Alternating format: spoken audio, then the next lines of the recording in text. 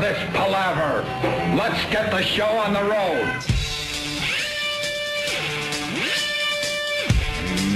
Morning. Good morning. Morning. Oh, yeah, those Monday. A little rough to get up in the morning, you know? Yeah. Get into weekend mode. Where we all sleep late, I guess. I do. That would be nice. Yeah. Well, hi. Last time I saw you guys, we're all at a wedding. I know, on the heels of the Roberts wedding. Ooh, the Sam Roberts wedding. Where were we? I guess we could say now, huh? Yes. Shithouse, Connecticut. Yes, Middletown, Connecticut. What a weird fucking Main Street they got. Anybody walk around? Oh, no, you guys kind of came in and...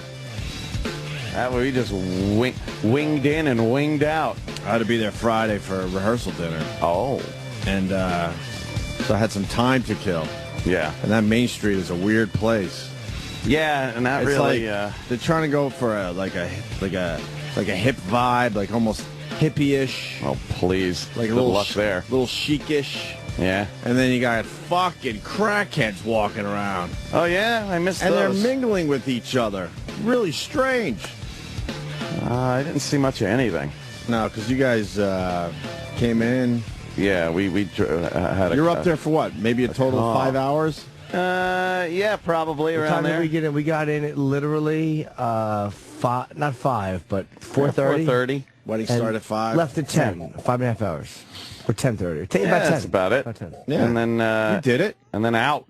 And Get out. the fuck out. Back to New York. It was before we, make fun of some elements. I do want to say it was one of the nicer weddings I've been to. Oh, it was. I don't blast. really like going to weddings. I don't Yeah. know if I've said this on the air because they're all the same fucking wedding. Well, they are.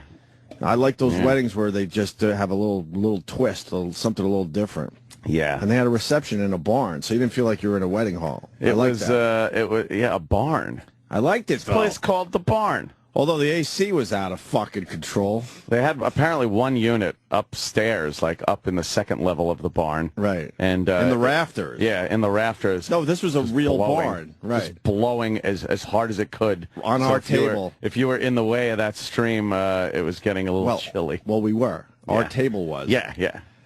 And Kenny was raising holy hell trying to get them to turn that AC. It was unit freezing. down. It was fucking freezing. I felt like a little girl. Of I course couldn't it was freaking handle it. I couldn't handle the fucking AC. The women from the table kept getting up and going to the bathroom because they said it was warmer there because you walk in under the ledge. Yeah. Right. So that you didn't have that fucking thing blowing on you. We were all taking off our fucking suit jackets to warm up the ladies. Suit jackets. Yeah, to warm up the ladies. And the dais for the bride and groom was right behind us, so they must have been getting hit with the same thing. But they weren't even sitting there, really. No, they were mingling. They were mingling about. The new Roberts couple. Right. Yes, the brand new Mr. and Mrs. Sam Roberts. That's Boy, right. did she settle. Oh, man. Oh, my God. What a fucking, talk about out of his league. She was beautiful.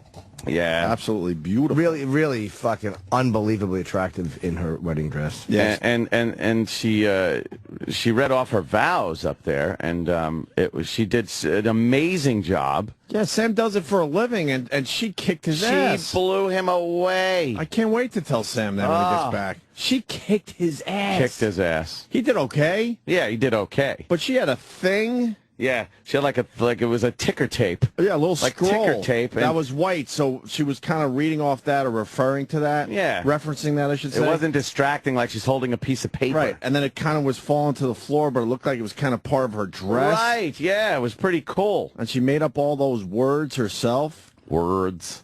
Stupid getting fucking teary-eyed balled at that thing. I really did. I'll fucking admit it.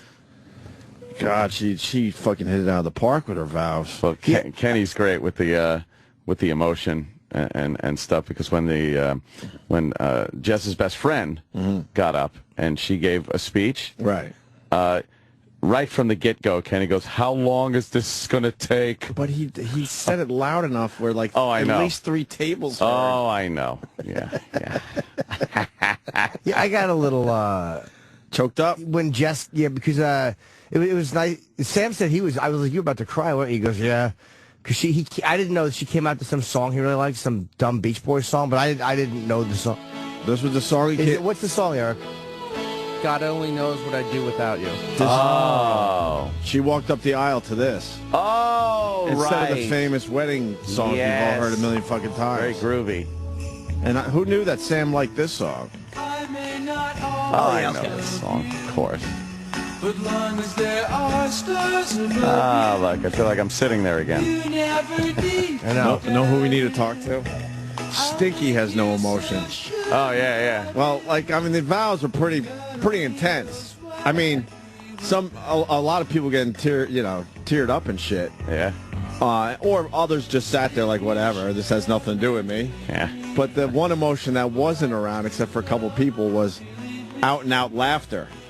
And one of those people was Stinky in the back row. He was just laughing. He was laughing, that fucking pothead. Yeah, he was probably stoned. He was just cracking up. He couldn't handle it. He couldn't handle that there might be some deep emotion going on for a few minutes. Yeah. That cracked me up, though. Oh, this was the song she walked up Yeah. to. And then, of course, Mr. Roberts, the senior Mr. Roberts, the father, entertainer himself. The entertainer. He likes being up on the stage. Oh, does he love attention, that guy? Holy shit. Yeah. He has such good hair, I thought he had a wig. I thought it was a rug. Yeah. He has such a thick, good head of hair. He just has those genes. He has way too much hair. Yeah. And he's an older gentleman because he had his kids later in life. He's an older gentleman with all his hair still. Way too much fucking hair. Yeah. But he did the ceremony. Yeah, he did the whole ceremony right there. Apparently anybody can do that as long as there's a justice of the peace at the end of the whole thing to sign off on it. Really? Yeah. Where was that guy? He just had to be sitting somewhere, Was he there? I guess. And then he signed all the paperwork afterwards. What, he just has to be a witness? Yeah, I guess so. And That's how that works. And then Sam's dad has to pull out the fact that 44 years ago, his father married him. Well, it must be nice to be part of a family tradition. Like Are you where part of shit any just family goes tradition? on and on. Yes, drinking. There you go. Yeah, sleep apnea. My father has it and I have it. He goes, 44 years ago, my father married me and my lovely bride. With that And I'm honored to do the same here today. Doesn't he feel really like he is, should have left on a hot air balloon after the ceremony? You know what I mean? He's just like an old school coming to town entertainer. Very type guy. oldie time. Yeah. Yeah, Sam's dad is very oldie time. Really nice guy, though. He was very good, though. He didn't overtalk. No. Talked very briefly. Did a great ceremony. I thought he did. I great like job. a quick fucking ceremony. Yes. Don't piss me off with a long masked churchy thing. Right. Oh my God, I'll show up for the reception if I know that's happening. And all the assholes on Twitter were really happy that it was raining all day because they knew like they were trying to get married outside. But in the end, for some fucking odd reason, it decided to clear up just in time for the ceremony. Creepy shit. Yeah, and then it started raining afterwards when we were all in the barn. Yeah. In the barn. A Freezing real our barn asses burner. off. With a DJ that might be a fan of our show. Oh, and yes. I'm sure he's listening right now. Yes. I appreciate that you like the show, but let's relax a little bit. We don't need to hear show references all day long. I went up to the, I was going up to the bathroom, and you got to pass by him when you go to the bathroom. Yeah. And he goes, I just wanted to ask you, have I done anything that is giving you douche chills tonight? And I just looked at him like, this fucking very moment. Yeah. Asking that question. He was very excited because I had to borrow a tie from him. Oh. Yeah. How'd you have to borrow it? You're going to a wedding. Dude, I was more than prepared. I had 3 different shirts. I had a suit. I had belts. I had shoes. And I even saw the tie in my closet when I was packing. The tie. I don't know where the tie went. You have one tie? Yeah. Oh, yeah. Oh, yeah. Why you laugh? Because you're grown up in so many ways, but there are others that... Why would you need Not more so than much. one tie? Because I don't go to tie events. But you did. Yeah. Occasionally you go to a tie event. I don't go to tie events very much, but it's just you got to have like a couple of nice suits and a few ties. A couple different shirts that go with my suit. some other suit. There's like But the one tie matches all the shirts I got. There's kind of a good mood suit, and then there's like a funeral suit. No, they're all the same. They're all the same suit. Yeah? Yeah, because the dead guy doesn't care what color you wear. He don't give a fuck. All right. He don't care. I don't like suits. I don't either. I hate them, but, you know, So, you got to wear I got them. one really nice tie. Really nice. Yeah. And You I left forgot it at home. So the DJ, he got all excited that he could do something for Oh. me. So he went to his car, and he literally had 50 ties in his car. Oh, he did? Yeah. Did he let you keep it? He wanted me to keep it. I'm like, no. Keep the tie. I'm like, here's your tie back. Yeah. I go, you can put it on eBay. You probably will get about $7 for it. Oh. Because I wore it. $7 Worn maybe. At the Roberts wedding Right. by Greg Opie Hughes.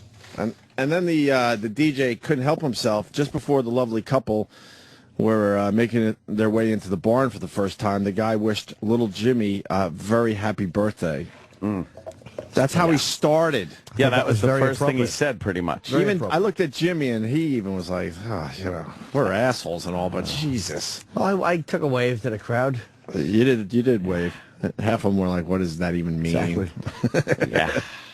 Oh, boy. It was important. Well, it was, there were some very typical parts of the wedding where, you know, it just happens.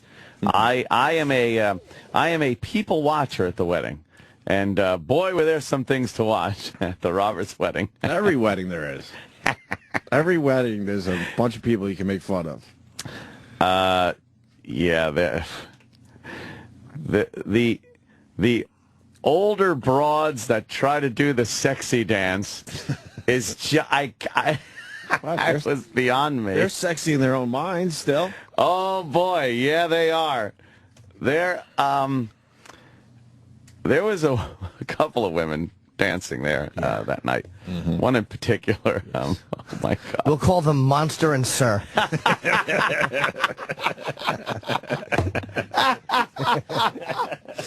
Oh God! This show got too popular. They're all listening right now. I remember the days we could do this break, and no one fucking listened to our show after going to a wedding. They're all listening right now.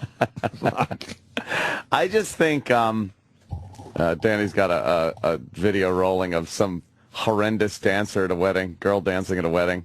She'll be going down soon. Oh, she takes a fucking dive. Oh, I'm sure. assuming. She falls. She's got to fall, yeah. Oh, she's all hammered. Yeah. Oh, there she goes. Right on her ass. Whoa. She wearing panties? Barely. I don't know what the fuck's going on Barely. there. Yeah, well, this woman was dancing and doing her sexy dance and making sexy faces while she's dancing. And she's wearing like a white kind of dress, little short thing, and sticking her ass out, looking over her shoulder, putting her fists on her hips. Her fists on her hips, and shaking her ass and making a dancey, sexy face. Almost doing like a Mick Jagger.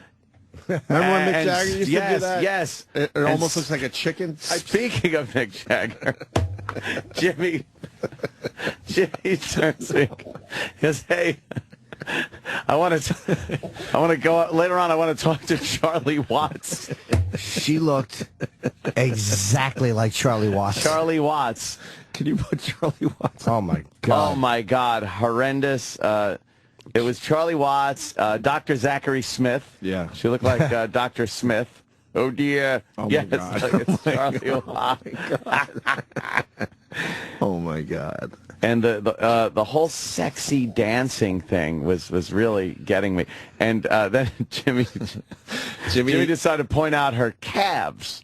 The same woman? Yes. Oh, were they big? They were big calves. I wasn't sure if she used to be a man. And he goes, For real. I don't know. She had calves like a man. Yeah, Absolutely, she did. a She had man's man legs. calves. Yeah, there was some sculpturing going on in her face that was suspicious. Jimmy pointed out that she was all happy because she made the cover of Calves Monthly.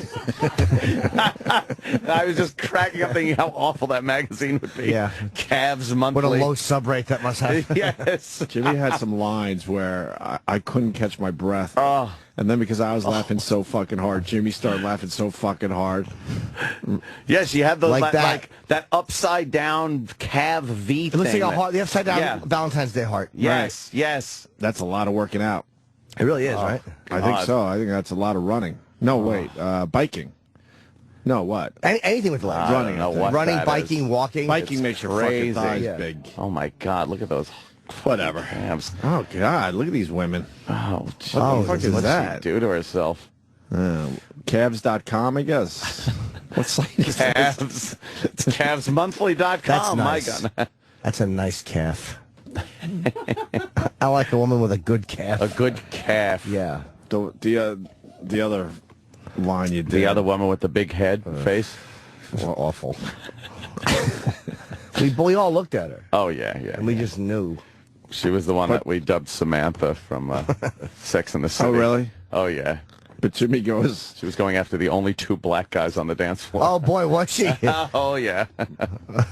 Oh yeah.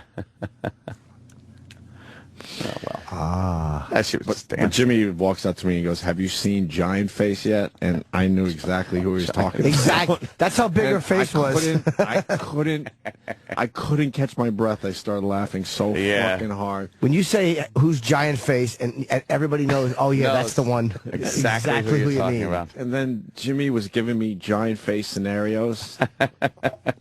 There was because she was dancing on the dance floor. Yes. I'm not going to be able to do it justice. It was something about that her face gives a forced perspective, so she had to keep telling her dance partners, like, no, you don't have to keep back. I'm not getting closer. It's just the illusion my face gives. Like she would lean in and whisper that because she had that giant head, so it looked like everyone danced with it backed up a little. But she was a classic, that lady. Everyone thought she was getting right in their face, Yes. but it's like, no, it just looks that way. It's It's like an that illusion. trick in your rearview mirror. That's all it is. Yeah, yeah. I'm here. I'm okay.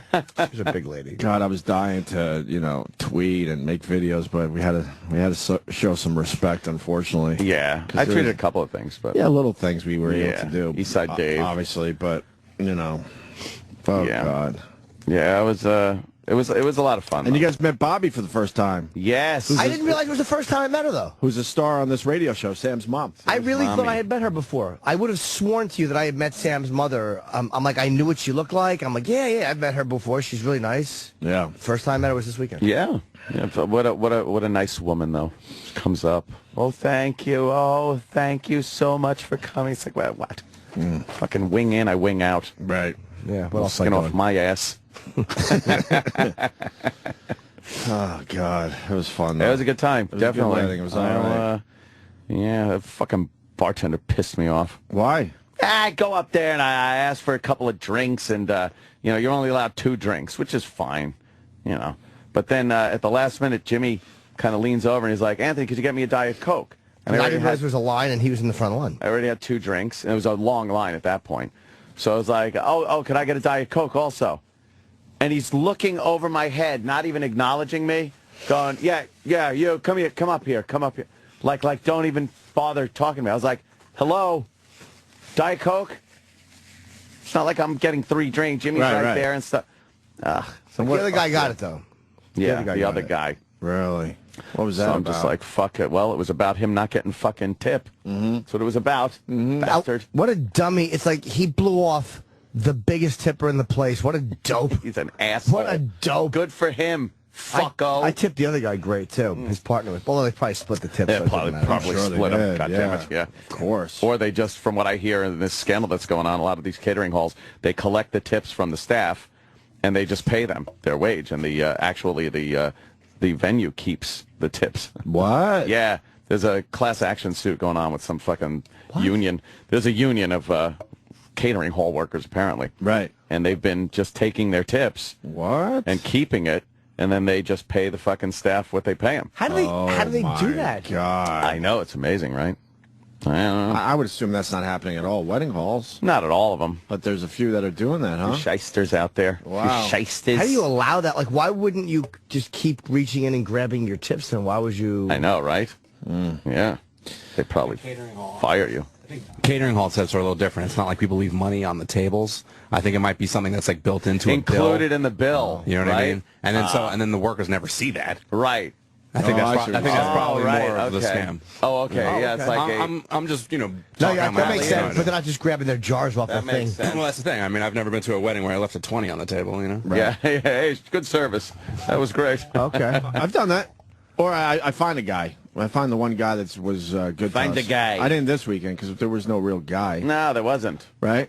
I like when there's a guy you could just, hey, get me drinks. Yeah. I had to keep getting up and getting drinks. But Food was awesome. Yeah, really good. Usually wedding food sucks. wedding food.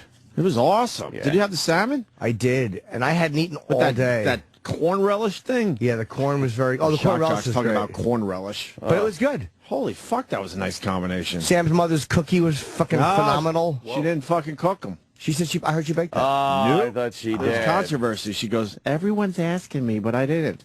Last thing I want to do is cook 200, cookies the night before the wedding. Because in her mind, she has to do it right before the wedding so they stay fresh. Because I felt the cookie was a little lackluster. I was just being polite. I didn't think the cookie was that great. Yeah. She would have done a much better job. It's going to drive her nuts that she didn't cook that now. Yeah. Roland, you have a good time at the wedding? Yeah. What was your highlight, sir? The cake was delicious. The cake was delicious? Yeah. Drank, ate. I just woke up. It sounds it. I'm tired. What's with would you do something last night? What happened? No, I went home and passed out. He was hanging out at the party table. I don't know what the fuck was going on at that table, but You drank a lot. it seemed to be other things going on at that table. I know what you're talking about, sir. Troy seemed to be trying to get everybody high. Troy was working the table. Yeah, he's trying to get me high at 12:30, 1 o'clock in the morning at the hotel bar. I'm like, wow. I do want to maybe, toke a little bit here and there eventually, but I'm not going to start with Troy Kwan and his misfits at 1 in the morning And at his the hotel bar. I picture a different scenario, to be honest with you. Yeah. If I go down that road again. He was, Jesus. He was. Somebody said he was dressed like Ace Ventura. He had a very colorful jacket on. Did anyone get a picture of his sneakers outfits? You got a picture of his outfit? You should tweet that. Oh, yeah. He has it up on his Instagram. Oh, he's got it up on Instagram. Okay. He does? Where's what is he on Instagram? I don't know. Troy Kwan on Instagram. Troy Kwan. Good luck trying to spell that. Yeah, but something was going on. You guys had a good party going on at that table. Yeah, lasted till like 3, 4. Huh? Lasted till like 3 a.m., 4 a.m. Really? Where'd you go after the wedding? There was nowhere to really go. The lobby. Because the bar closed, right? The hotel bar closed at 2. Mm-hmm. Yeah, we bolted out about an hour, I guess, before everything was pretty much wrapped up. We made it for the cake. Yeah, you definitely fucking for did the cake. It wasn't just a come in and come out really quickly. But we had a good time. Mm-hmm. Ace Ventura, there he is. What color is that? I don't even know. Salmon.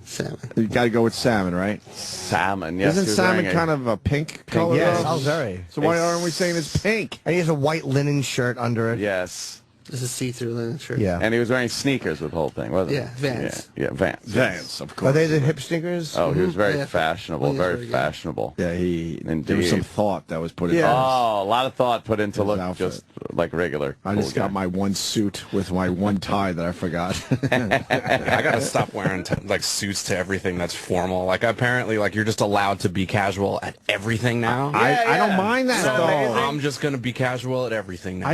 I don't mind that. I would never wear a salmon jacket, but a casual jacket I'm with done no wearing tie. suits to Yes, weddings. You are just allowed to just wear whatever the fuck you want. I think that's it. Amazing. I think I'm done too. I think you're right, Yeah? Danny. Fucking Yeah, had it. fuck that. I'm throwing my one tie away. You're one tie. And really, how long is it on at the wedding? You put it on just for the second. And the second you get your first drink, it's off. Mm-hmm. And So I can't why wait are to we put, still wearing these And I things? can't wait to take the suit jacket off usually too. Yeah. Unless you're freezing. Well, I was freezing, so I didn't take my suit Yeah. jacket off the entire night. Well, no, I had to cover up some ladies, but besides that, it was cold in there, right, Roland? No, I was fine. Oh, Roland's Oh, that's fine. right. I forgot. Roland wanted to wear shorts. Yeah, to he the was wedding. comfortable. Yeah.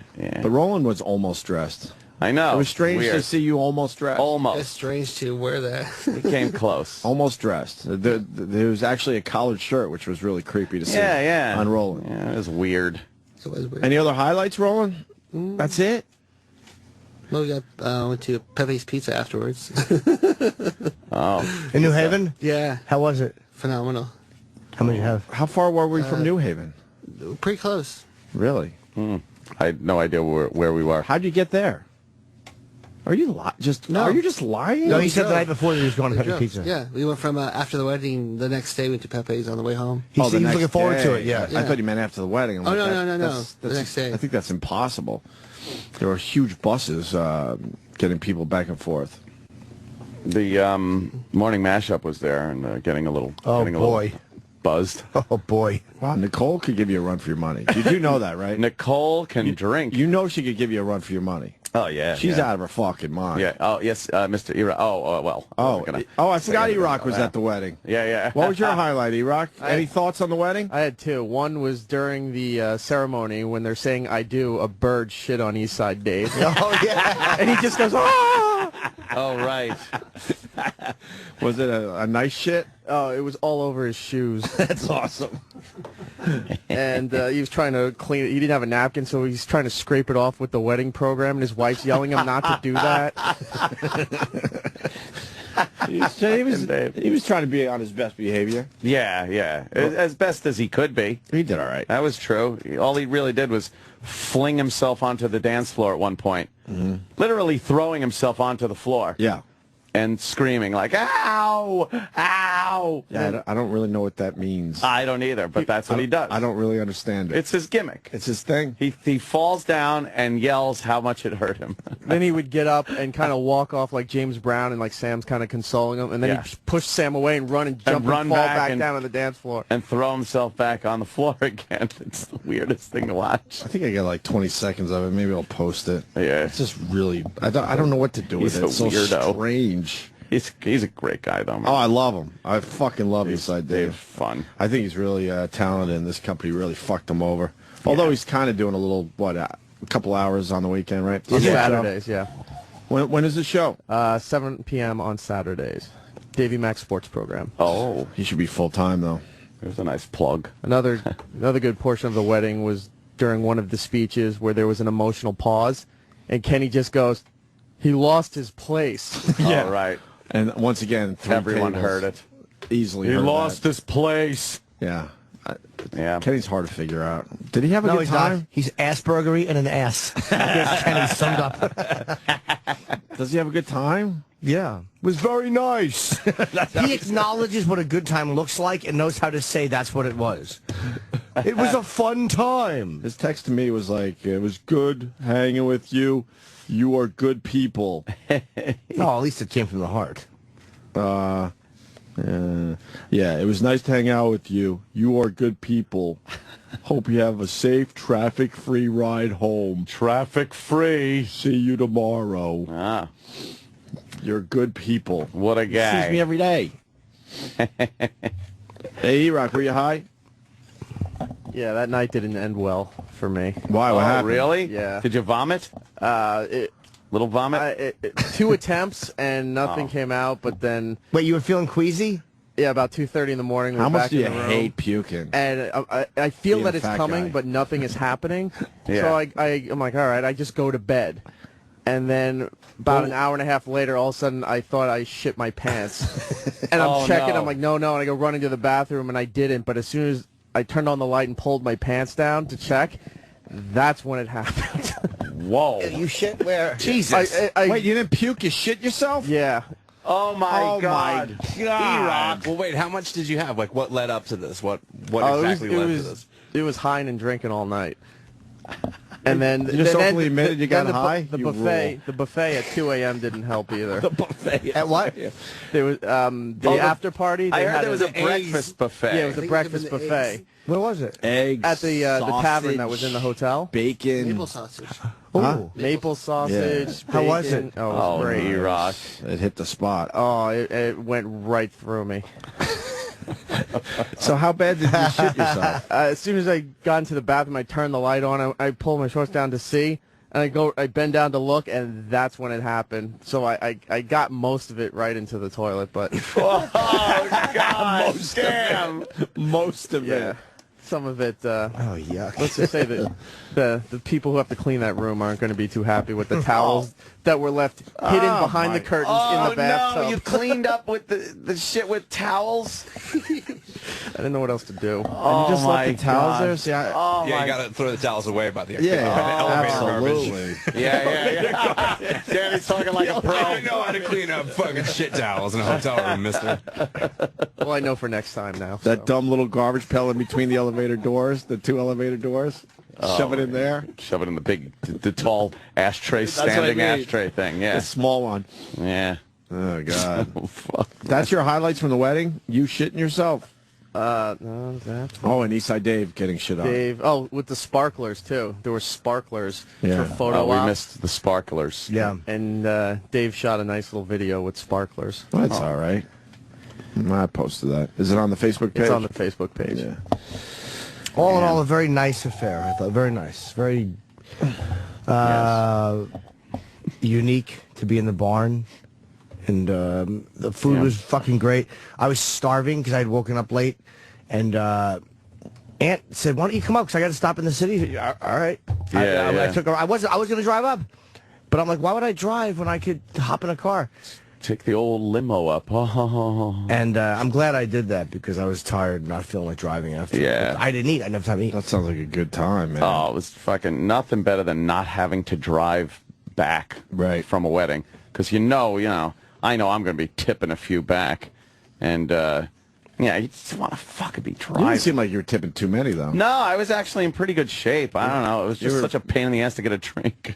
Oh, really? I had to keep getting up and going to the bar. It was in another room. Yeah. So I just was like, And then, they give you the little fucking shot glass of drink instead of a nice big fucking burly glass. Instead of a man's drink. Yeah, it was all right. Yeah. And I got, when we got home later on, Jimmy actually came by the house, and I was like, I'm going to make a drink. And I was like, I can't even drink. Just didn't feel like it. Didn't have it in me Saturday night for some reason. That's a late night. Yeah. You went back out to Aunt's after getting home from the wedding? Not that I got home by get back to the city by 12, late or not even at 12. Oh, all right. Yeah. Yeah, it On was a Saturday, pretty early. It's like it was. But those I don't are like your going, hours. I don't like going to bed early on a weekend. Like Yeah. I like. I feel like you're missing something. Yeah, I like being up nice and late and going to bed late on a late Saturday night. And Yeah. It's something that's for me. It's a healthy thing to do. It's like you go going out, hang with a friend, nothing deviant. Yeah. Nothing terrible. Because I tend to left my own devices on a Saturday night. Well, I start doing- shoving those hot dogs up your ass was not... Yeah, but at least I didn't eat them. Shoving them in my ass was one thing. Eating them is unhealthy. I was hungry. Yeah, but believe me, if I was riding around by myself, I'd be shoving other hot dogs up my ass. So it's I don't have any ketchup, Daddy. Daddy. So it was fun. Yeah.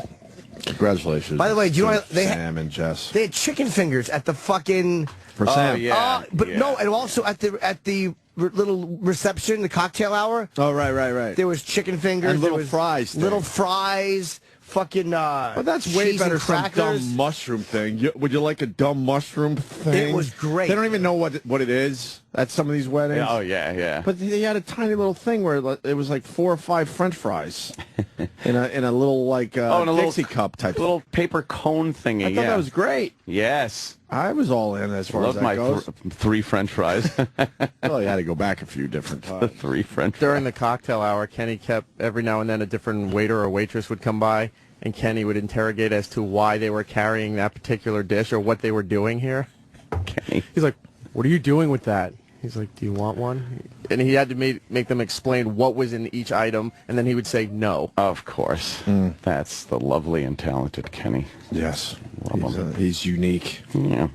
All right, we should break, man. We got other things to talk about. We got a busy show today. Very busy. Oh, many guests. We have a Paul Williams controversy. I at least want to talk about it. It's all good. Paul's coming in, and we're going to treat him like a rock star. But he never forgot something that was done on the show many years ago. That I forgot. I Or forgot, I didn't even too. know happened, honestly. I was just hoping it wasn't going to come up. You want to explain after the break, I guess? We'll do that? All right. Paul Williams is coming in. Do most people know who Paul Williams is? I think so, He's a yeah. fucking legend, man. Yeah, his documentary was called Still Alive. Yeah. And it's what he's promoting. And everyone knows him from the late night talk. He was the short guy with like long blonde hair. He almost looked like a taller version of Cousin Oliver from the Brady Bunch, and he had glasses. Yeah. Oh, wow. But he was a funny... Like, he did 50 Tonight Shows with Carson. Yeah. He did 50 Carsons. Wow. He was that guy. And he was in Smokey the Bandit. He was the short, little Enos. Yeah. Because he's thirsty. Right. Dummy. He was in everything. He was in so many movies. Yep. Oscar-winning songwriter. And wrote so many of the memorable songs of the day. Yeah. Like, give me one. Oh, how about A Star Is Born? Evergreen? What? Yeah, Star Is Born song. Oh. And does that go? what's the big Muppet song? Rainbow Connection. That is shared by two. I have found. He wrote that? Yeah. And the Rainbow Connection. He wrote the Rainbow Connection? Yes, Kermit's song. Holy shit. The this Rainbow guy's a Connection. Whoa. What? You wrote The Love Boat. Oh, Did he really? Love Boat. soon you'll be making. And he wrote just an old-fashioned love song. Oh, yeah. Playing on the radio. Yeah. But he would walk out in his little suit. And I loved him, though, because he would belt these tunes out. Well, and he shouldn't have been a sex symbol, but women really wanted to fuck this dude. Is he officially a midget? I don't know. No. I don't know. 5'2", maybe. He might be even shorter. Well, how tall is he? Can you say? But he was an unlikely sex symbol. There's a few clips in that documentary where he's playing a kid, and it said he's 24 years Yeah. old or something, and he looked like a child. Really? Yeah. Can I see that picture, Danny? Because he actually looks younger now, or as young. That's him, like, now. Right. And he's Yeah. 71. No, he was on a Yo Gabba Gabba recently. Oh, was he? That's how I know him. Remember The Odd Now that I Couple? watch children's programs. We'll cover this 5'2". later, too, with The Odd Couple. 5'2", you're right. Oh, yeah, The Odd Couple. When Felix's daughter loved him. Yeah. Yeah. All right. Williams. Felix's daughter was following Paul Williams around, and I believe he was going to be playing in Albany. Well, we should tell the people what happened then. And who got the email over the weekend? I didn't even know until Jimmy brought it up at the wedding. I'm like, no, he remembers. Roland I got a phone call. You got a phone call, and what did they say? There's a little problem. He remembers, I think 10 or 11 years ago, not naming names, somebody hung up on him. It said something Who do you rude. It think? said something rude. Who do you think? I said, what have you done in 10 years or something like that? Yes. Or lately? Yeah, he said nothing, and then it's irrelevant, and he hung up on him. Oh boy. Yes. That was the quote, yeah. You got it close, yes. So we never officially did the interview? No. Oh boy. So Roland emailed me and said, Paul Williams problem. Like, he goes, you don't have to email. If you email the publicist and kind of talk to him. So he gave me the publicist's email. So I emailed him. I told him truthfully, I don't remember the incident. I'm like, I may not have been in that day. But I'm like, I can't explain why. Sometimes we just do dumb stuff on the radio show. It's like, it doesn't mean anything. Right. But we're looking forward to meeting Paul. We're not having him in to be ironic. I just told the truth. We saw the documentary. It was great, and it's real. We really want to talk to Paul Williams. And he emailed me back. Very nice. Very nice. Okay, cool. And then I checked my other email a day later, and Paul had emailed me. Really? And, yeah, very friendly. Nice. He went, hey, man, that was nice. Thanks for addressing my concern. And he wasn't being a baby about it. He was just a concern. He was very, very nice. He really is a guy that knows where he is now, accepts everything. He's very happy with where he is, from Yeah. what I saw with in the documentary, you know.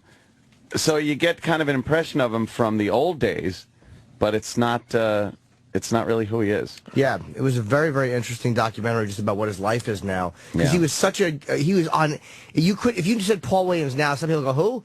Like, you know, a lot of younger people don't know him, but, you know, Oh, he was a TV and movie icon. everywhere. He And never turned down a songwriter. gig. Yeah. Jesus. Oh, yeah, he was in there. They showed all these old clips. They got archive footage from everything in this. Yeah. And they showed clips of fucking a really awful scene with Angie Dickinson shooting him in Policewoman. Yeah, he played a bad guy in Policewoman. Really? And she goes, "You're under arrest for murder." And he's looking like all like shocked. And then he pushes her against the wall, pulls a gun out.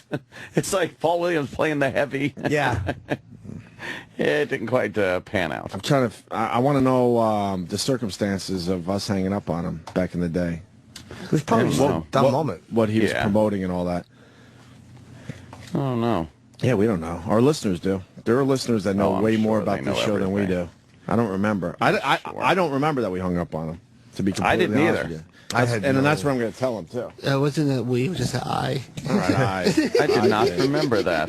But I don't remember the circumstances on that one at all. If someone knows, please let us know. Yeah. All right, so we got Paul Williams. We got Uriah Faber coming in. Uriah Faber, yes, who's fighting actually on the next fight I'm going to. And he's promoting a book called It's California Kid, The Laws of the Ring. It's about his life. And I've started it, and it's very good, what I got through. Very cool. Yeah, he's been on the show before. He's cool. Yeah. And then Anthony Bourdain. Nice. He's a comic book, Anthony Bourdain. Yeah, it comes out. Marvel's just sent that to me. It comes out in July. They should have given us this because I would have read it. Like it's called. He made this. Get Jiro. It's like a hardcover comic book that looks really cool. There's a severed arm right here. Right. Graphic novel, Jimmy. How is a graphic novel? How about a severed head? Oh, yeah. In comic book form. But you know what? A graphic novel is different than a comic book. What is the difference? Is it hardcover? Hardcover, and it's usually like a collection of like 10 comic books in one graphic novel. Oh. So it's longer than a comic book would be. Well, yeah, it's packaged differently, and then you get to spend an extra $20 on it. Ooh, look at that ass, huh? Oh, well. Got a naked lady here. Oh. And he's leaving no reservations. A lot of controversy. Why? He's leaving the We'll travel. have to ask him. He's leaving the Travel Channel to do a show for CNN. I've heard that's not true. Oh. I just wanted to start some controversy. I didn't hear that at all, actually. I heard nothing of it. According to the paper today, the Travel Channel was very surprised by the announcement. Really? That he's leaving, yeah. And he just filmed his last one in Brooklyn. Right here in... So we'll have to ask him about that. He's coming in at 8:30. Oh, God, there was a great picture of him. I didn't know it was in Brooklyn with Jamie Hector and Michael K. Williams, Marlo and Omar from The Wire. There was a picture of the three of them at a table, and I guess it was in Brooklyn. I was like, he must have shot around here recently. Yeah, over the weekend, I guess he was doing some stuff, so... Couldn't think fell off. I hate that the little pad things fall off of the headphones so easily.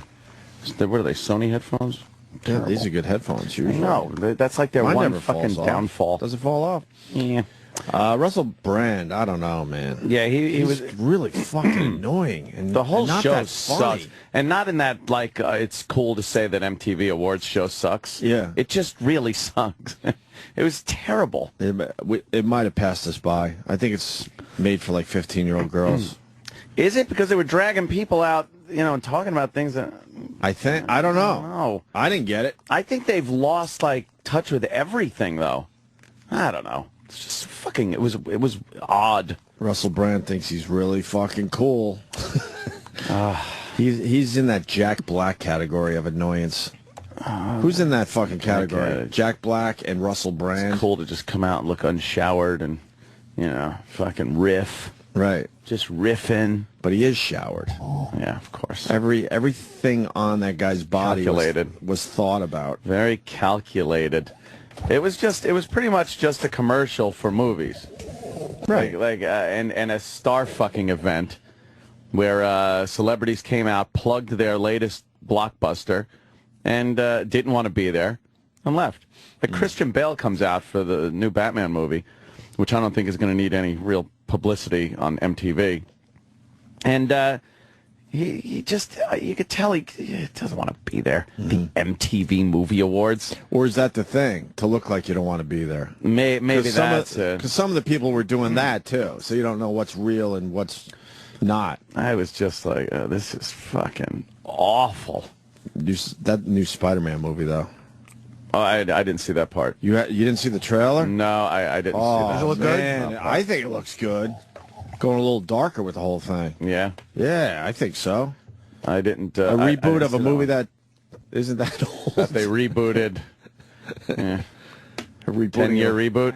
10 years. Is it 10 years? We're doing a Pretty 10-year much. reboot. I mean, I think I'm probably wrong, but I think Spider-Man was 2001. Yeah, somewhere around there, right? Wow. Yeah, it looks good, though, man. I'm looking forward to seeing that. You want to at least try to listen to 1 minute of Russell Brand from last night? We don't have to. Oh, Spider-Man. You want to go for a minute? Sure. All right, see if you can last a minute. Welcome to the MTV Movie Awards 2012.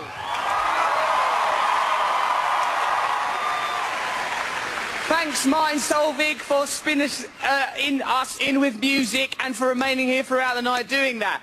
Twilight. What? Hunger Games. What he was doing, because his material was lacking. Yeah. Big fucking time. Yeah. He knew he would get a huge reaction because the audience is filled with a lot of young fucking girls. Yes. That he would mention Twilight and Hunger Games knowing that would get a reaction. So Yeah. after these jokes were going absolutely nowhere and laying flat, he would go, Twilight, Hunger Games, and everyone would be cheering And like you they get were the just big cheering for applause. that Right. horrible line he did. Right. Tonight is an important ceremony because according to the Mayans, the world will end in December this year. If Earth hurtles into the sun and humanity is destroyed, we will all say as one, we had the MTV Awards 2012 and it was worth it. Worth it. I hate his fucking accent. It's a fake accent at this point. Yeah, it's gotta be. But let's not worry about the impending doom of our planet now. We have vital issues to discuss. 1.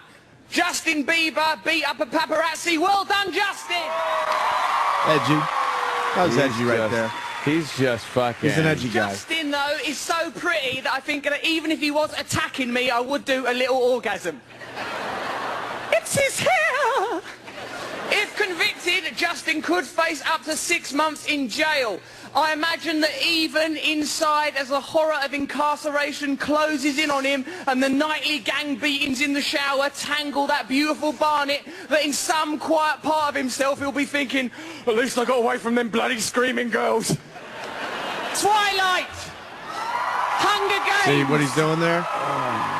See what he's doing there? This is terrible. Material falling flat, so he goes for the easy applause. Terrible. And if after recent events you think it's hypocritical of me to joke about a celebrity beating up a paparazzi, wait to hear what I've got to say about shortly. Who? What? It's this! Oh, he must have cursed. Kim Kardashian has found a new man, Kanye. I admire Kanye a lot. His drunken stage invasion at the last MTV Awards show I hosted took a lot of pressure off me. Like watching someone else get in trouble at school. I owe you one, Kanye. And Kim took a load of pressure off me with her world record quick marriage. Cheers, Kim. I just hope that the two of them do a new sex tape. I think he's about to... Yeah, I think we'd like that. I think of Kim Kardashian as the Stanley Kubrick of sex tapes. They're always brilliant, but she only does one a decade. I'd prefer one with Kanye, though, as co-star to that other bloke in the original. He was a bit too pleased with himself, wasn't he? A bit smug in the sex tape. Ruined it for me. Don't drink before the sex tape, though, Kanye. Learn the lessons of the VMAs. When you're drunk, you do have a propensity to pounce on unsuspecting girls from the rear with a bottle in your hand. Very good in an MTV show, but could really ruin a sex tape. Oh, Now, since we ain't got Kanye here tonight, I need someone in this audience more unstable Are you done? wow. More Are you done? unstable. I want to hear one more joke. I'm going. and reckless than me to do something crazy Oh, yeah, if I he's say crazy. something stupid and start jeopardising my green card. That someone is obviously Charlie Sheen, everyone. Charlie! Really? Oh, yeah. Charlie, you do look well and relatively sober. So what I've done is I've taped a bottle of Hennessy and a gram of Coke under your chair. In case I start going crazy, just neck it, do a couple of lines. Release the Tiger Blood hero. Twilight, Hunger Games. Chip liked it. That was good. I would have said that too. That's good. That was good, Wow. right? It's just some of that, We don't have to wow, do we're this. so outrageous. He's so crazy. Look at him going. He's, I don't know. I'm not feeling it. Wow. Then yeah, every segment it was another promotion for a movie, which, you know, whatever, but don't try to present it under the guise of an award show. Right. That was just terrible. And what was some of the awards? They're trying to be cool and fucking edgy with the best awards. Dirtbag. Best dirtbag. That was pretty much the only one I saw. I saw the Russell Brand opening, then I saw Dirtbag. I don't know. Best dirtbag. Best Dirtbag was given to Jennifer Aniston. Really? Wasn't that Villain? It used to be like MTV Movie Award, Best Villain. Yeah, something like that. And now it's Dirtbag. Yeah, I get it. They're trying to be edgy. They and changed with cool. the times, man. I went back to the Celtics Heat game. I was done. Yeah. I tried. I was done. That's all I saw. So Terrible. Yeah. I guess the new movie's coming out. Yeah, Total Recall. The reboot of Total Recall. See, that could be good. If they do it right. It's August. Yeah. Who's playing Arnold? Colin Farrell. Is he? Okay. Yeah. Yeah, and I didn't even realize Cohagen will be Bryan Cranston. Oh, really? Yeah, of Breaking Bad. Sure. And, Yes. Malcolm in the Middle fame. Yep. Oh, that's cool. I want to see Ted. Yeah. Of course you do, Gregory. I want to see Ted. Not that Ted. Ted. So far, the trailers and everything they're releasing for that movie looks hilarious. Yeah. I want to see Ted. Tuesday, get to see Prometheus tomorrow. I don't know Yes. what that is. Yes. Oh, please. It's a wild space movie, Jimmy. Just a crazy space adventure. Oh God, I don't do. If your hat falls off in space, you never get it back. That's Thanks, the but slug line for thanks, the movie. but no thanks. I'll be down here. It's Ridley Scott, who of course did Alien and Gladiator and Who are the stars of this Robin movie? Hood. Robin Hood. Well, okay. He also did Blade Runner. Who's in And, this thing? Charlize. Uh-huh. And the guy, and then that chick, and then another guy, and it should be good. There's an alien Guy Pearce is tie-in. in it. What time is the Yeah. screening tomorrow? Right after the show, hopefully? No, it's later. Oh, later in the day? Later. Yeah, I want to check that out, too. We be going, yo. I want to check out the new Adam Sandler movie. Oh, great. It has potential. It has potential. Don't you think? Yeah. Yeah. We might have Andy Samberg coming in, so I think It that has movie. potential. I think that movie has potential. We'll see. We'll see how it does. Oh, boy. It just looks terrible. You can't It looks say that. terrible. We got Andy Samberg coming in. He's a big star. Oh, I know, but So can we say the movie has potential? You're not digging it, No. huh? No. What's the problem with the movie? Adam Sandler's in it. He's terrible. He started out good, though, man. First few were good. Yeah, well, I guess it was the timing. But this one looks like he's going back to old school, Adam Sandler. Yeah? Yeah. The gimmick is like he was a kid and he had sex with his teacher, And the teacher had a baby, so Right. he's not too far in age away from his son. Yeah, probably 16-year So difference, he's the 17-year difference. he's the irresponsible one. The son is the responsible one. Well, I haven't seen that done in Hollywood yet. I bet by the end of this movie, they're going to teach each other a little bit about loosening up and having some fun and maybe being a little responsible with your life. that would be crazy. I don't know. Isn't this just like Big Daddy 2? Oh, Really? Like that's it. the There kid you grew go. up and now The it's like kid. a continuation pretty much. Right. But that would be the right. first time that has happened in Hollywood, where they would have some kind of lesson involved with the jokes. It's a brand new Why can't they concept. just make a movie where it's just jokes? Why Just the jokes. Why does there have to be some kind of lesson by the end of it? Yeah. Fuck that shit. Yeah. Oh, my God. You know you can roll in a heart attack, right? Why? Because we have Andy Samberg coming in When? soon to Yeah. promote Thursday. that very movie. That's my boy. It looks good. Look at the movie poster. Oh, it looks Look. terrible.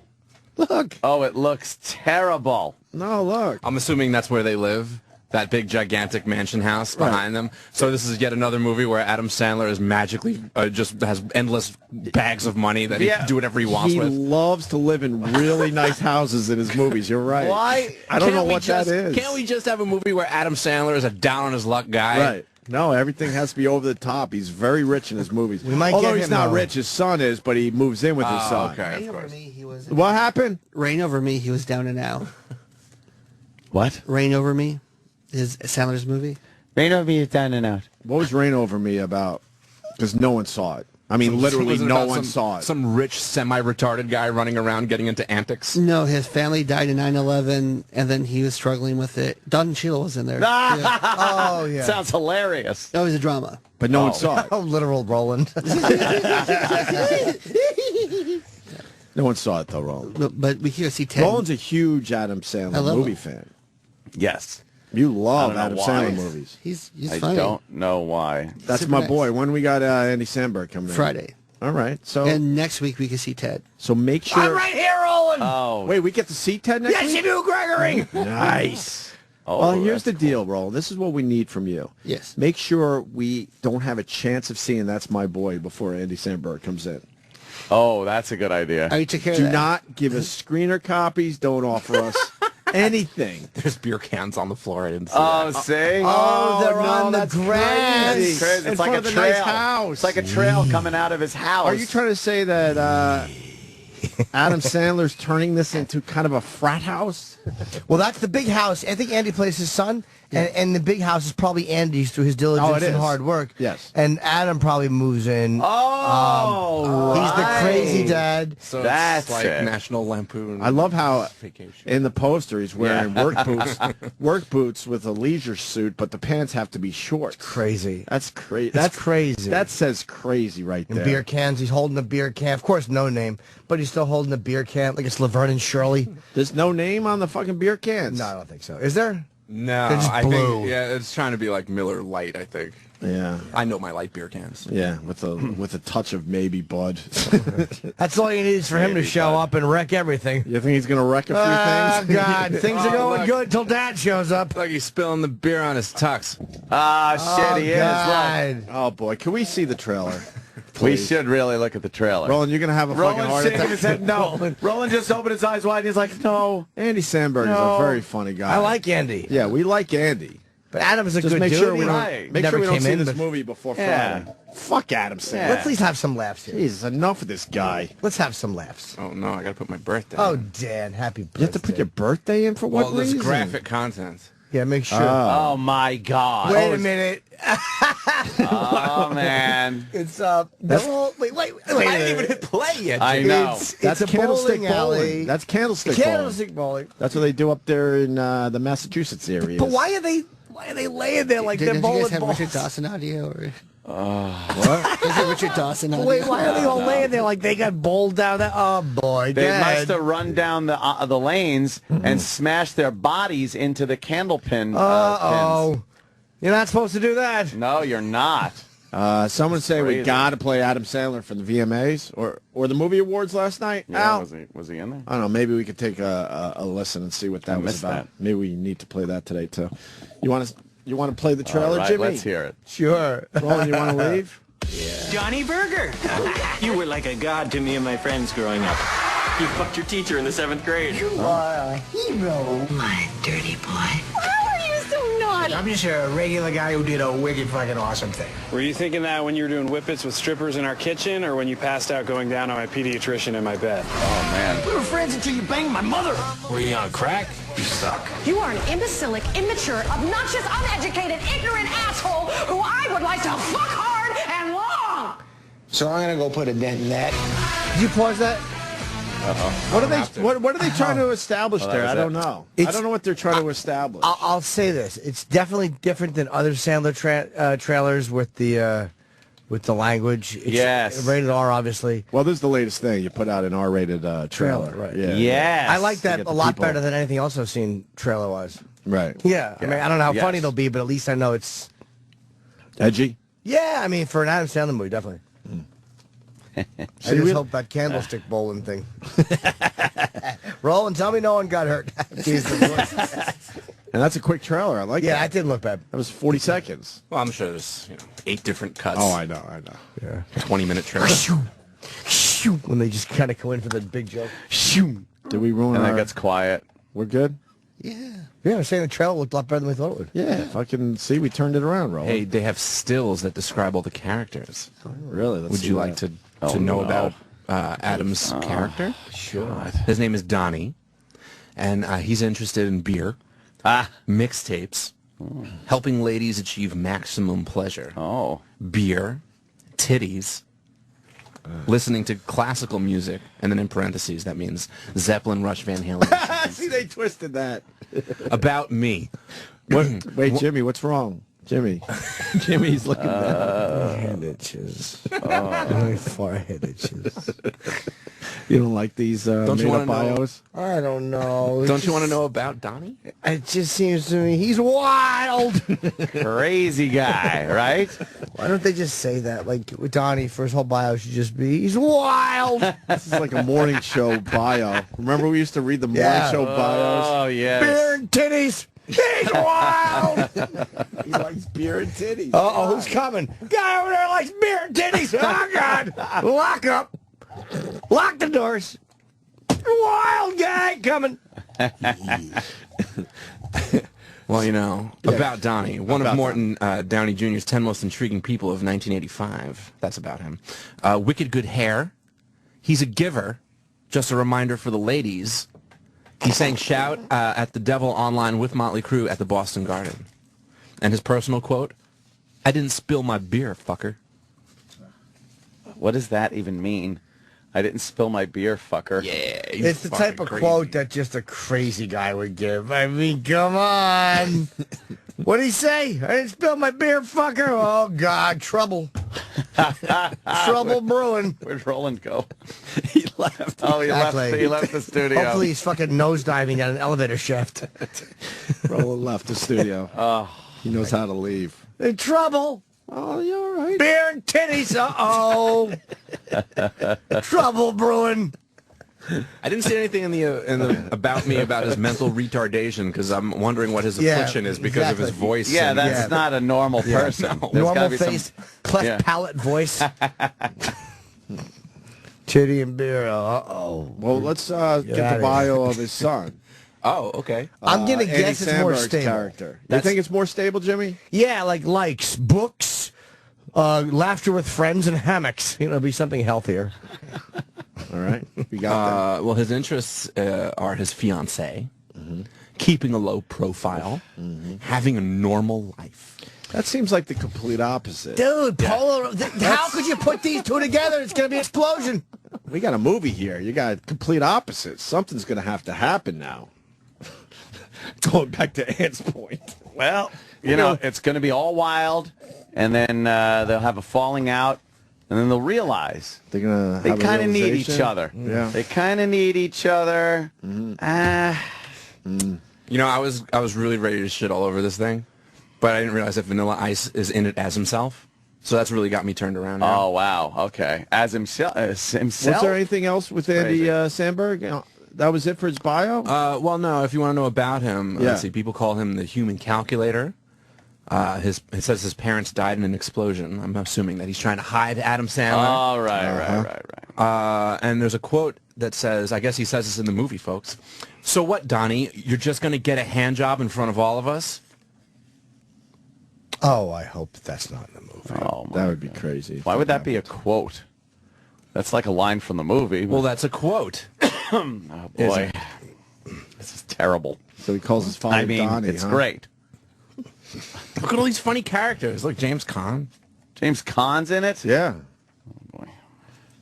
Yeah, and the tie yellow ribbon guy is too. Tony Orlando. I think he's in this too. Yeah. And my boy Rex Ryan's in it. Yep. Rex Ryan. Yep.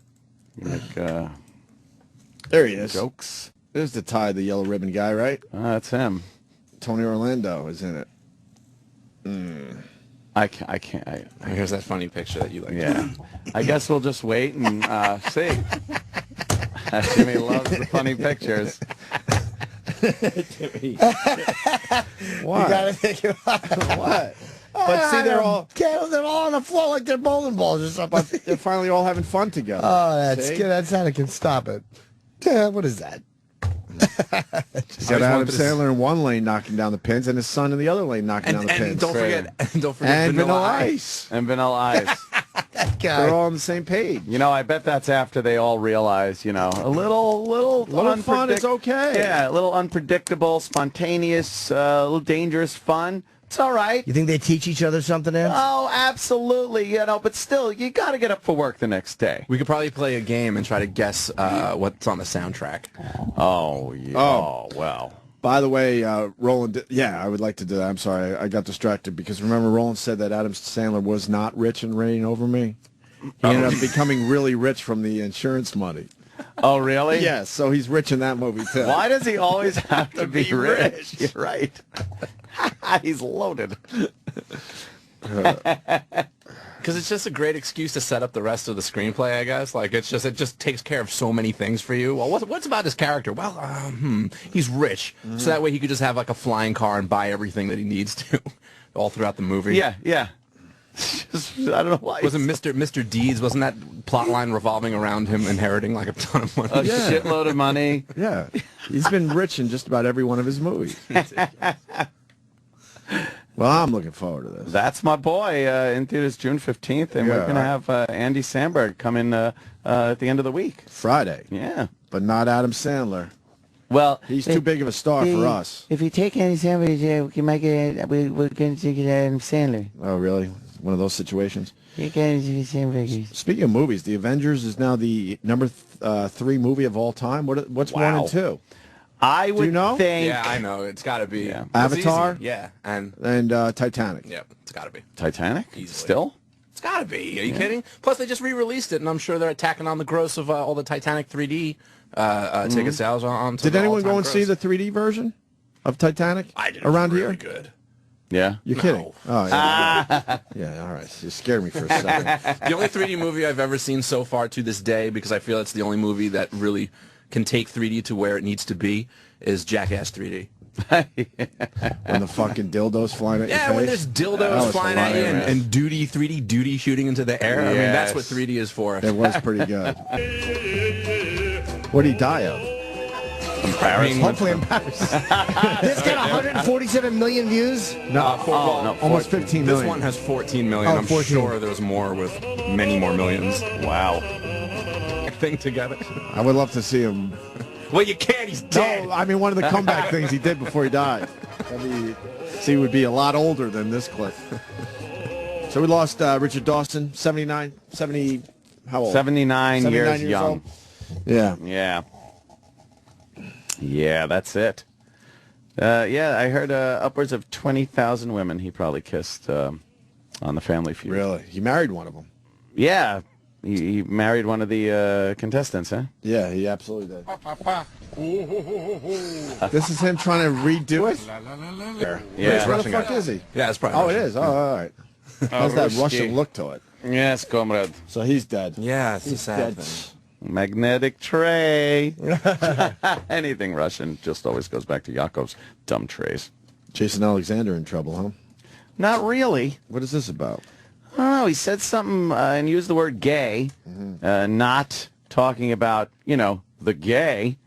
And Not that there's anything wrong with that. Not that there's anything wrong with that. But he decided, I guess, for a preemptive apology before any shenanigans even started. Right. No one knew that he said anything bad. And doesn't he know you could say gay now? But not when you're talking about something being gay unless they're gay people. Oh. You can't say, hey, that's gay. Oh, that game's gay. Why? Well, because you We can't. were all brought up saying that. No. Even, I'm sure gay people said that, not meaning the other gay. Yeah, Don't you think? Yeah. I'm just singing. Yeah.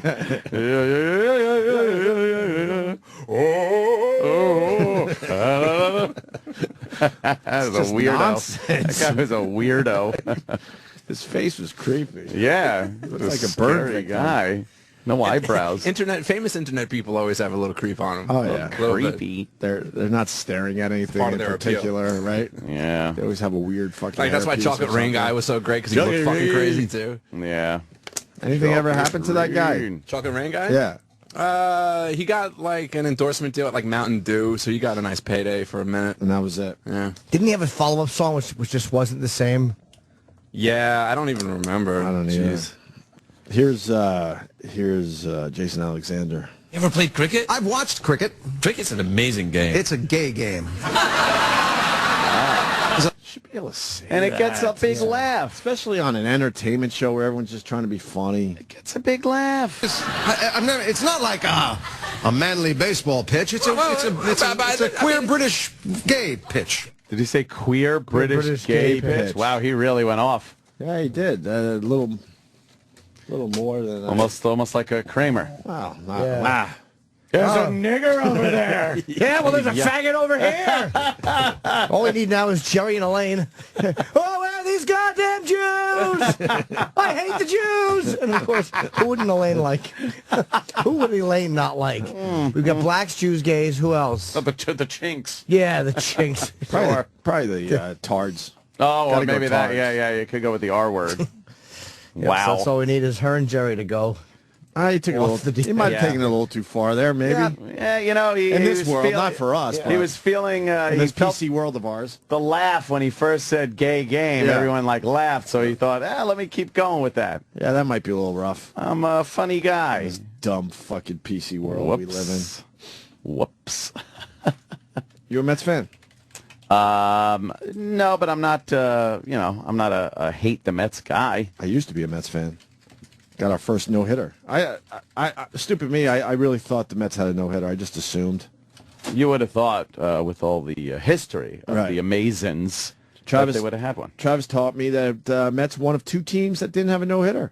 Oh, the other one being I forgot what team he told me. The Padres, I believe. San Diego Padres. That's right. He did say that. I believe. This is how it went down over the weekend while we were at the wedding. Yeah, well. Johan sweeps a little dirt away from the left of the pitching rubber. Steps behind the rubber. Tugs once at the bill of his cap. Takes a deep breath and steps to the third base side of the rubber. Santana into the windup. The payoff pitch on the way. Swung out and missed. Strike three. He's done it.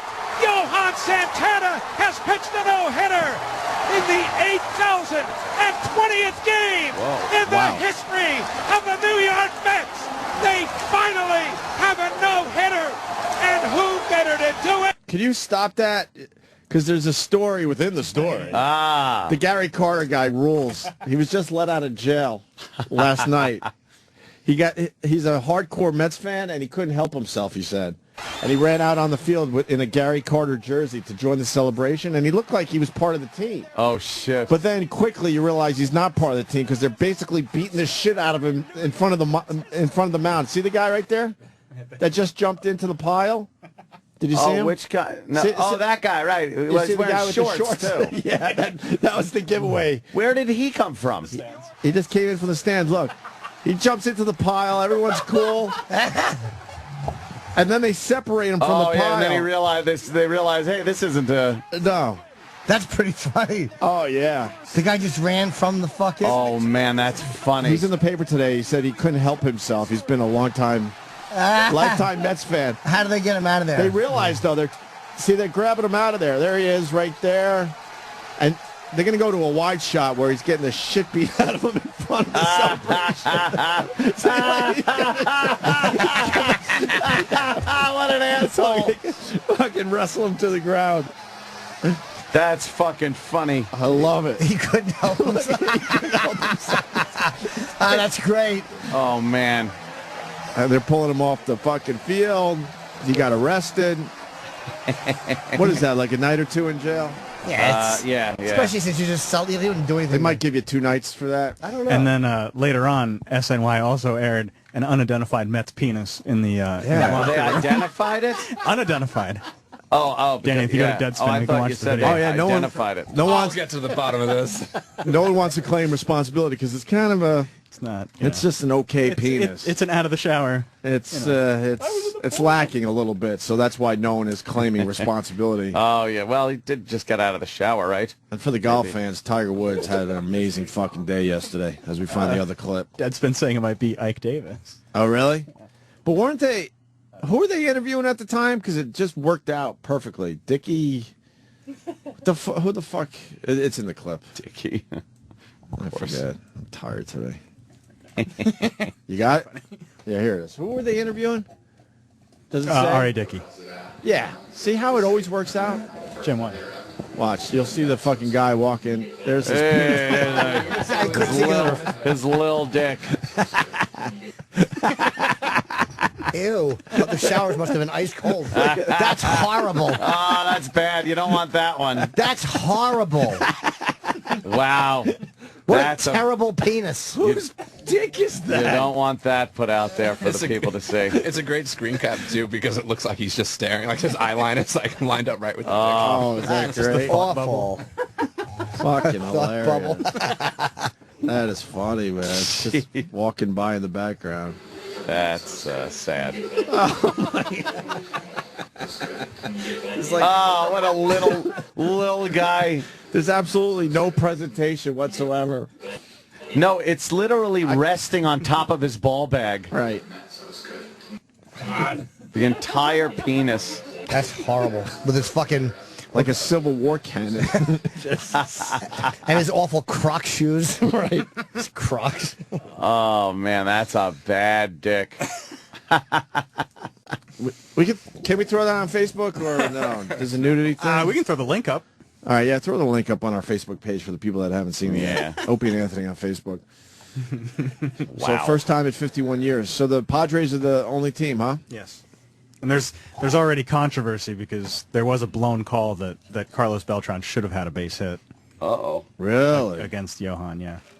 Yeah, he hit a ball that was called foul, but it hit the chalk, so technically it is fair. Oh, shit. Wow. Yeah, what are you going to do? Yeah.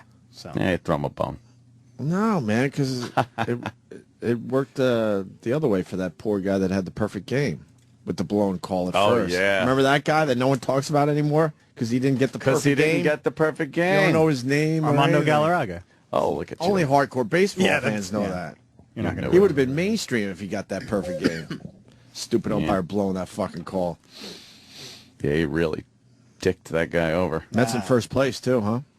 Yeah, apparently they are. Yeah. Yeah, there's only, You following your Yankees? How many games left? Well, not as much as I should. Yeah. I'll be honest. It's all right. They're not going anywhere. It's not a good fucking. Well, good news beginning for of- Mets fans. Bill Maher is now a Part owner. part owner. Well, that's like A minority stake. minority stake in it. But They're they make trying it- to get out from under their Bernie Madoff fucking disaster.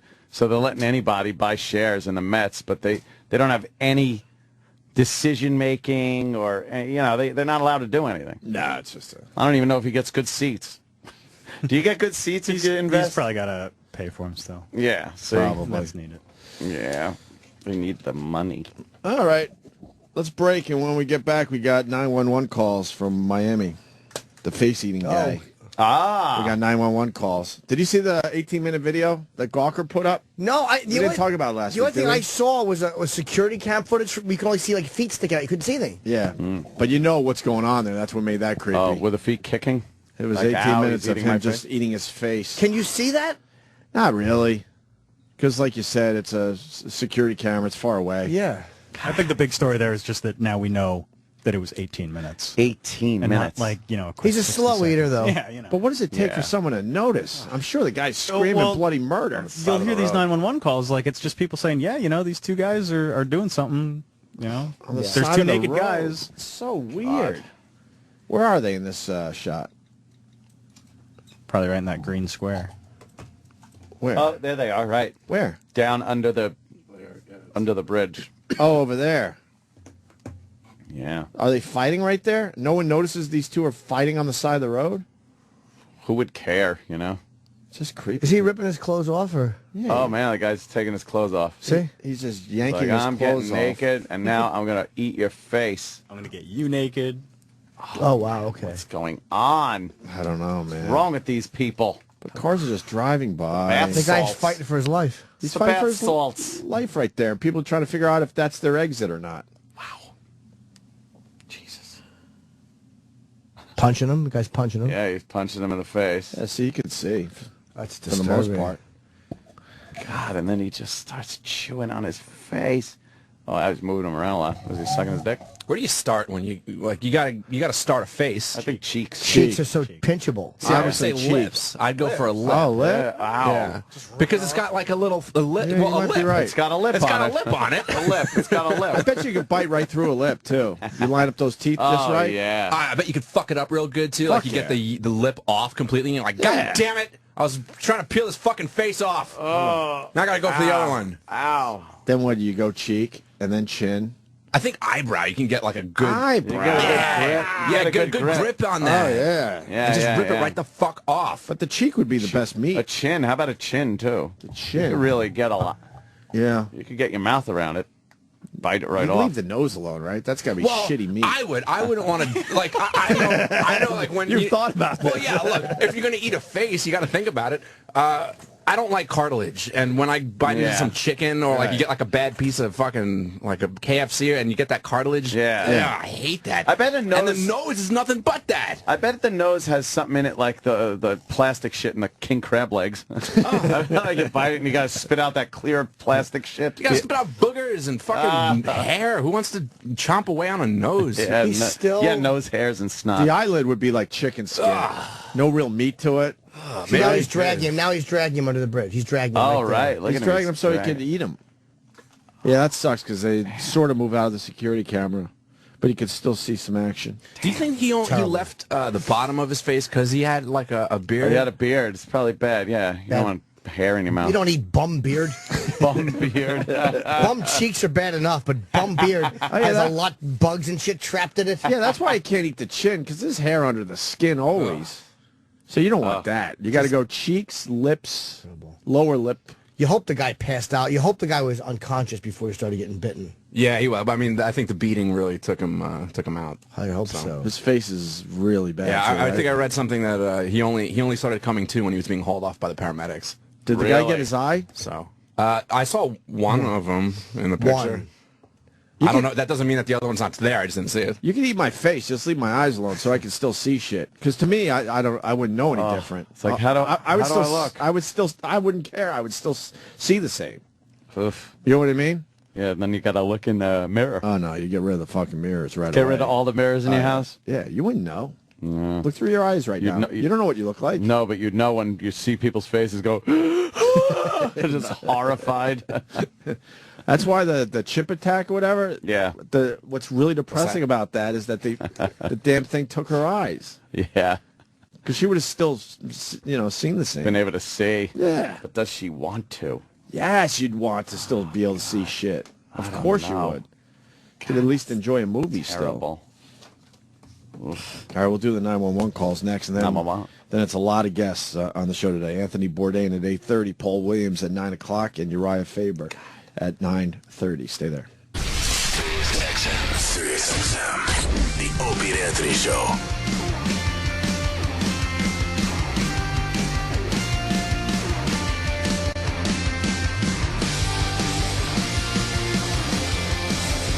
The guy is still getting his face eaten. Yeah. Danny pointed out. Danny goes, by the way, we went to break with the video of the guy getting his face eaten, and I never put it on pause. So that whole time where you were doing whatever, since the last time we were talking live, that entire time the guy's been eating that homeless man's face. Oh, the guy's face. Just to give you an idea how long 18 minutes is of and getting it's your still face going, eaten. especially if your face is getting eaten. That's a long 18. Do you think that time goes faster or slower when you're having your face It's got to be so slow. Doesn't zip by. Yeah. It's got to be real slow. Would you go forehead meat? Well, there's nothing there. You really got to tear at it. Yeah. That's like working. That's like working a wingette. A wingette? Yeah. Or a winglet. What did I fuck that up? A winglet, yeah, a wingette. I got it, though, and it made me laugh. Anthony Bourdain is coming down the hall. We should ask him about the tasty part of the face. All right, yes. He would know. This Anthony Bourdain is going to be a fucking star. Yep. He already is on the Travel Channel, but he's going to turn this CNN around. And one of the we have a Marine watching outside. Very nice guy I met in D.C. You want to bring them in? I don't care. We don't have time. Maybe at the end. We don't have time at the moment because no, I mean so they can see better. Is there room? Anthony Bourdain back on the show. How you doing, man? What's up, brother? There he is. How you doing, man? Good, good. Real good. Get you with your graphic novel. This is the first copy. You haven't even seen it. I haven't seen it fully, bound and fully colored. And really? So it's a good morning. I quickly I want to say you filmed your last No Reservations? Just the other day. Because you're in the paper today. You were in Brooklyn. Yeah. Last episode. Last ever? Ever. Wow. And the last scene, actually one of the last scenes was we were shooting with Michael K. White. Yeah, I know. We love The Wire guys. Like Michael K. Williams. Michael K. Williams. I'm like a total super geeky fan of The Wire. And we're sitting there, middle of the scene, shooting with him. And Jamie Hector, who plays Marlo, walks by, which is just a sort of geek inferno right there. Geek apocalypse. Yeah, right? I loved it. We've had all those guys on the show. They're so nice, so cool. His charity is actually this week, Jamie Hector. Jimmy Hector, that's right. This Saturday. They do like this paintball thing for kids, and I forget the name of the charity. We'll plug it later in the week. But I saw that photo of you with Omar and Marlo. I was like, that's Moving a great Mountains, shot. it's called. Oh, Moving Mountains. Yeah, right. very good. And actually, I'm not able to make it this weekend, but I'm hoping to organize a crew of celebrity chefs to join up next year. I think the idea of the cast of The Wire chasing a bunch of overweight chefs around would be really paintballs would be really fun. We went last year. Was great. It last year? Last year. You could tell. The year before? What? Yeah. No, last year we went. No, it was a lot of fun. Cool. It was really a lot of fun. And it's funny, Michael K. Williams, as tough as Omar was, I see him 6 months after that, and he's like, that welt lasted for so long. He's complaining about a paintball welt. You know that show's 10 years old already? Yeah. It's just 10th anniversary just passed. Yep. Jesus. Before we move on to your newer projects, so what are we going to see on the last No Reservations? I hear you're just eating corned beef. That's easy. That's easy stuff. Brooklyn, which is in a lot of ways a foreign country for me. I mean, I spent the last, since I'm 17 in Manhattan, born there. Since I got out of my whole world was about the size of this room for most of my work in life. I never got out much at all, working in kitchens. And then when things changed for me, I was everywhere else in the world but my hometown. So I thought it only right to a good in way a lot to of end ways the look at whole it like thing, right? another country. Yeah. And had an amazing time. What are the circumstances of the end here? Your decision? I'm moving to CNN. Yeah. But the paper's saying today that the Travel Channel was surprised by this announcement. That they were a little surprised, too. Well, what can I tell you? I met a nicer guy. It's not. It happens. Are you kidding me? We would leave for a nicer guy. Yeah, please. If someone called us, our contract's up soon. If someone's calling and they're a nicer guy, we're out of here. It was a real surprise to me. I mean, CNN, they're a news organization. I didn't expect to get a call from them. I definitely didn't expect them to. I mean, I had a really good couple of meetings. They really understood what the show is about. We sent them the most difficult and seriously messed up, dysfunctional shows we've ever done. The Christmas special, the black and white Rome show we did.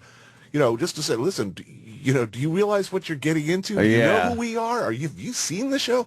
They liked the show for all the right reasons. We wanted to bring the whole production team over, same shooters, same editors, same everybody. My people I've been working with for 10 years.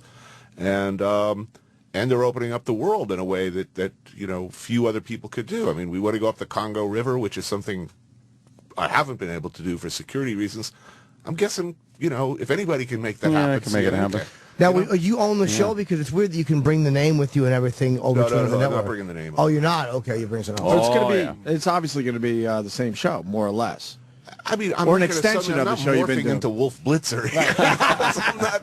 That's not no what situation I do. room. And my audience wouldn't no like it. Video screens. Well, you know what? But a lot of people were confused. They're like, wait, Anthony Bourdain's going over there to do a talk show or something and just interview people? It's like, now we're learning, no, that's not the case. I'm not going to go over and do some ballless version of the show, but by the same token, I'm not going to, I'm not morphing into a political pundit either. Gotcha. So. Very cool. Do you know when it's going to air? Next year. Next year. Oh, next year. okay. We start shooting this fall, late autumn, and a lot of places that I've been meaning to go to for a long time and haven't. I've been trying to get into Libya. Wow, really? Yeah. There are a lot of things that who would want to go to Libya? Apparently, even before Gaddafi was caught, I was getting.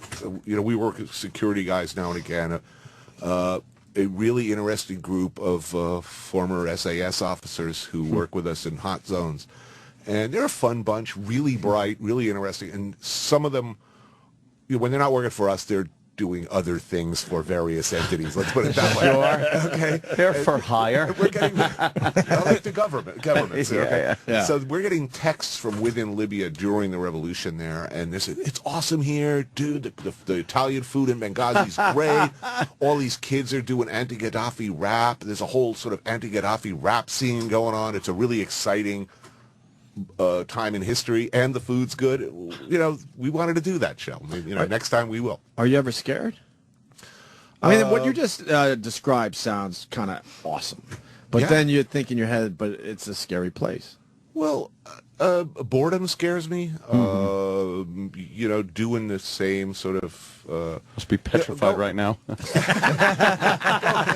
Going to Romania again scares me. Okay. Yeah. It's because we have a friend that travels the world. He's Jimmy's guy, manager, and he goes to crazy West African countries. And where else has he been? He said he's gotten really sick eating in, I don't know, it might have been around Timbuktu or something. It was like, he ate or Ethiopia. It was like raw meat outside that they eat, and he said it was covered in flies, and you eat some, and that kind of very, very sick. Yeah. I mean, I've been really ill twice. Both times I had a pretty good idea going in that it was old, less than fresh, and it was a tribal situation where everybody's looking at me. A lot of honor and prestige is involved, and I'm the honored guest, and you got to take one for the team. How long were you sick for when you ate that? What was it, meat? 2 days of serious crawling around on my hands and knees praying, and I would just tell him. I would tell him. My mom said, "When in doubt, throw it out." Yeah, that's what happens. So they don't no, get I sick can't from it? eat. Yeah, that's what I was. Yeah, they didn't get sick, but you did. No, I mean, listen, the countries where they've got nothing, you go in and you just look at the meat section of the market and you're thinking, dude, this is not going to be good. Yeah. But those are also sometimes the places where the most amazing things happen. And then again, you never know. I've eaten in places where I thought the food was going to be really bad, and it ended up being really great. Yeah. So I don't know. World's a big place, a lot of cool stuff in it, and I'm having fun. Was that meat cooked that you got sick from, or no? Cooked is sort of a yeah, more or less. They heat it up a little bit for you. Yeah. Couldn't you get it well done and just say, I got it, no pink? No pink? It's not going to help. Oh, no?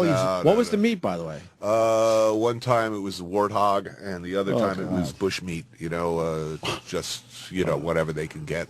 God knows what it is. Yeah. Wow. A bit gamey. A bit, yeah. Like Zimmerman always says, it's minerally. It has a mineral component. I think that means it's wow, right. And how much did you eat? Just enough to be polite, but enough to hit the jackpot. And how long after did you start? Like, oh boy. Within 12 hours. It's generally about 12 hours. It's sort of a joke on the show, actually, where when we're sitting around with a crew and somebody makes, particularly in hotels in a developing country. Somebody will order like the egg salad off the room service menu, or we're sitting by the pool, and in interior of Ghana, and someone's ordering like paella, and all the rest of the crew will all look at our watches and go, "Mark time." Yeah. Check back in 12 hours and see if he's shitting himself. Bets down. Oh yeah. Do you travel with anything in case you get sick? You have to have something with you, like. Yeah. But there's only so much you could do. Sometimes you just got to puke and shit it out until you. That's pretty much the program. Yeah. But everyone wants his job. You got the greatest job. I honestly, it's the best. Yeah, it's the best job in the world. We have a lot of fun, and there are a lot of moments. Even if it's a tough shoot, there are almost all the time. There's at least one day on the shoot where me and the crew, we finish shooting for the day. You're out in the Sahara someplace. You're hanging out with some Berber dudes or something, and you climb up. At the end of the day, you climb up a dune. Smoke a joint, look out at the Sahara, the moon dropping into the dunes, and you're thinking, this does not suck. Who gets to do this? Well, and I'm psyched that you're continuing with CNN, because I honestly didn't know what type of show you were going to do for them. So that's great. They've been very, very, very that's cool. Awesome. And there are a lot of, I'm obsessed with Heart of Darkness and Apocalypse Now, and so they're going up the Congo River and retracing that whole history while we see the country is, that's the big component for me. The big get. Are you going to have to relocate or anything? Move to Atlanta? No, I could live anywhere to make That's this true. show. Yeah. And I think also they're going to be asking me on regularly for commentary. But I'm not going to be Sure. talking election results here. If they outlaw Olestra, I guess I'll be called on. And You're talk the about guy. The seepage problem. You're the guy. Well, we got a mayor outlawing large sugary drinks. Yeah, how do you feel about that? It's the dumbest thing ever. Really? Oh, you like it? I'm a libertarian by instinct. I really think it's horrifying to me on a cellular level, the idea that the government would have to step in and tell you can't eat that, you can't eat that. But I mean, look at us. I was having this argument with Ted Nugent. It's like it's a military readiness issue at this point. Move away from the drink. I mean, I think it's a readiness issue. I mean, these giant gulps of they did it. They had no problem. When I smoked, they had no problem. Taxing me up to $13 a pack, of which like 95% was taxed. They had no problem shoving me out of my favorite bar, restaurant, place of every place that I could possibly smoke, and then moving me down the street and demonizing me and ghettoizing me in every possible way. Now you got to go making me feel underground, bad I about think. myself. Yeah, pretty much. So, as far as health insurance, all the rest, I was, smokers were whacked. Well, obesity is a much more destructive, provably much more expensive to the country and physically destructive. And, again, to put it in terms that even Ted Nugent relates to, we got a lot of enemies in this world. We might need to raise an army at some point, So, booze and how cigarettes. big a soda do you need? But booze and cigarettes affect other people, though. Like secondhand smoke and drunk driving affect the public. So there's more of a reason to attack. I that. defer. We're running out of a burning building together. You're clogging my exit. That's a good point. Although with the fat guy will be left behind, so that's one less person I have to deal with at the exits because I'll run right by his You're big in first fat. class on the plane. Of course First I am. landing. Oh man, right. You're an obstruction. Get off the plane and I'm the your plane's neighbor. on fire. I think in a patriotic America, every citizen should aspire to, like, if you hear your neighbor cry out in alarm, you should be able to get up off the couch in good order and reasonably quickly to grab your weapon and get over there to help your neighbor out. Indeed. That's Fair a enough. patriotic But you way think of they'll thinking. stop drinking that much soda just because they banned the large cups? Listen, I hate the whole idea. Don't get me wrong, I really do. But you look at these giant things. How big a soda do you need?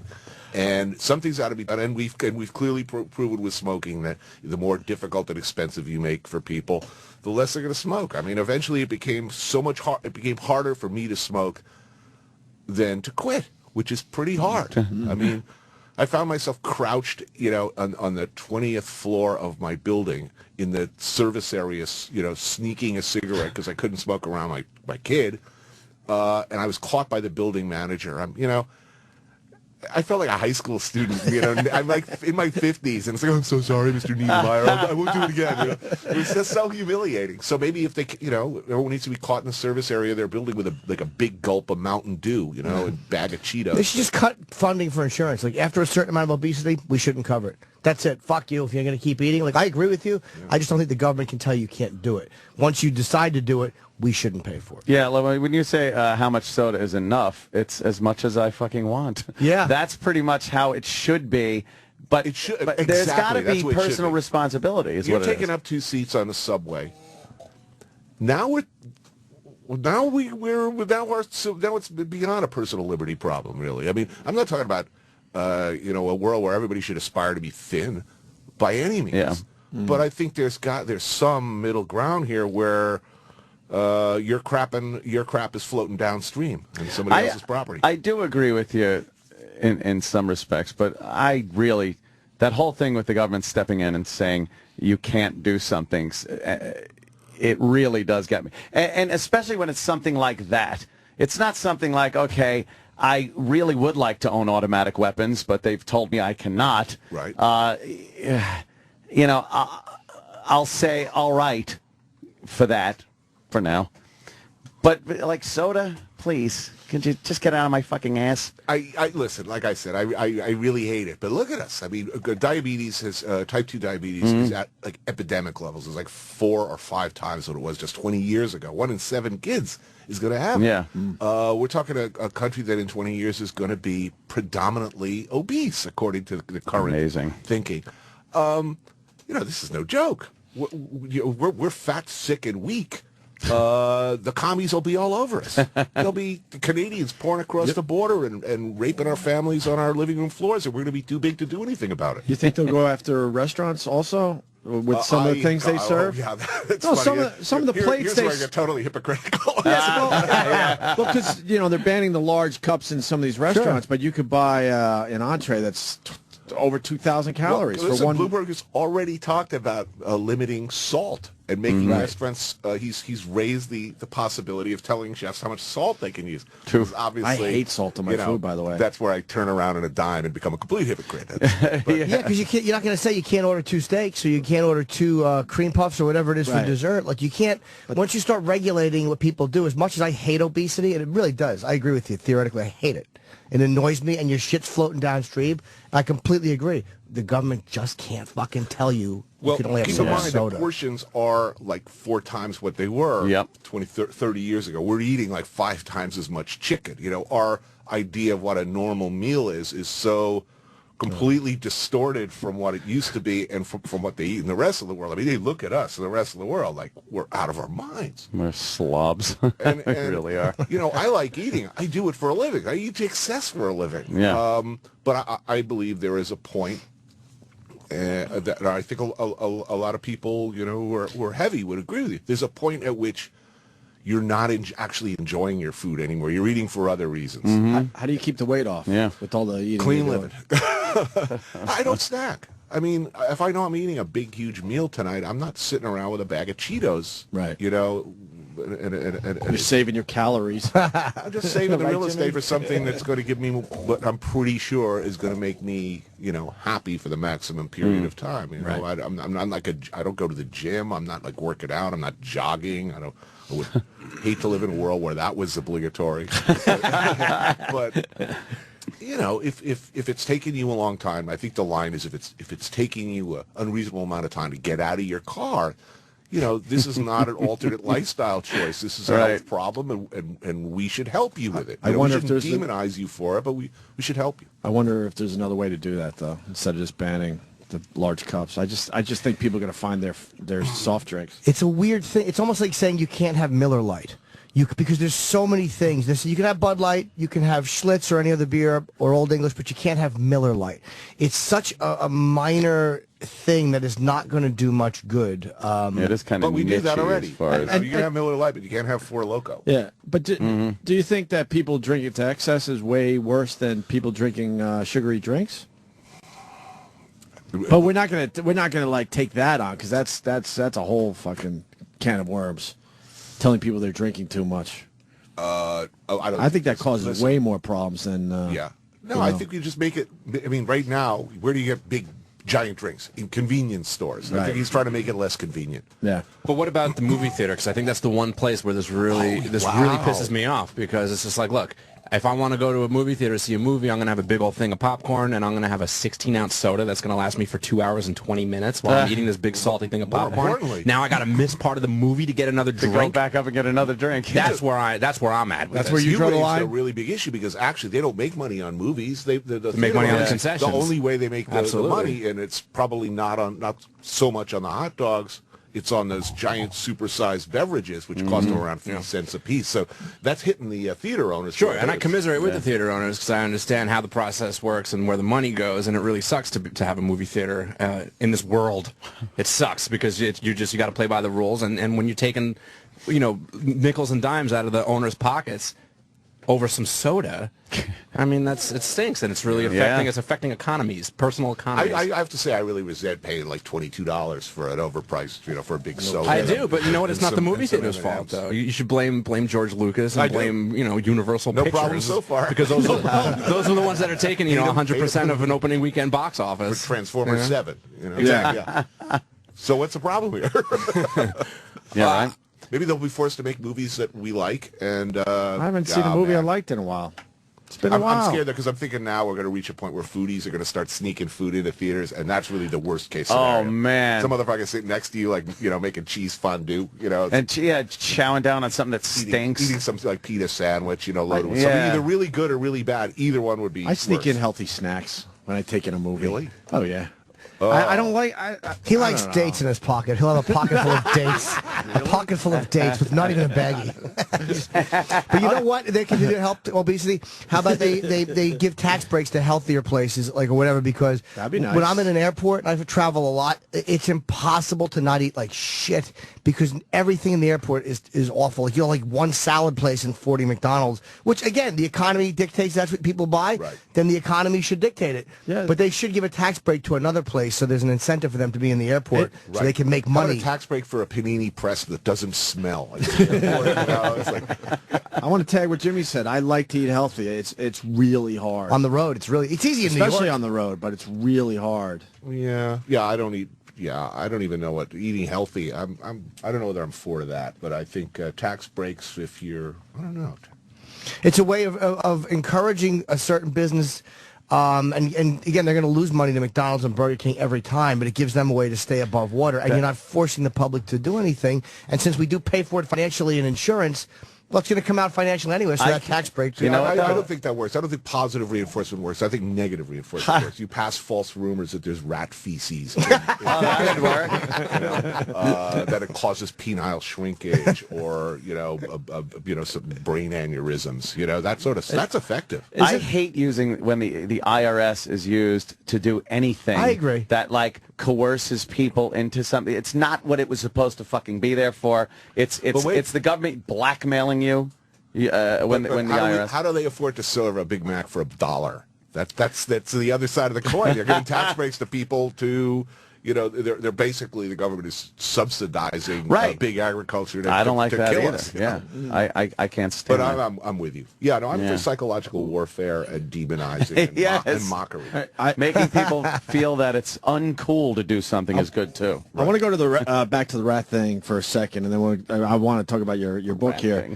The government allows certain stuff to end up in our food, right? You know a little bit about that? Yeah, like rat feces and cockroach always parts. And forever a certain. I mean, it's if you're cranking out, tons of ground meat a day out of any facility, there is going to be a small amount of stuff you don't want in there. So there are federal standards because they know they can't totally keep it out. Yeah, so they'll allow a mouse that will get ground up or something. Well, they just try to spread them. If they find too much mouse in one burger, they try to spread it out among many burgers until it's an acceptable level. I mean, generally speaking, that's the way it works. I mean, one mouse hair per 100 pounds of meat. I could certainly live with that. And it's probably on balance cleaner than something any of our moms would make us in a home kitchen. So that doesn't alarm me. Right. Is there ever? Every time I see a roach in a restaurant, I don't want to eat there. But in New York, it's almost unrealistic to think that every restaurant doesn't have them on some level. It's a constant war against them. I mean,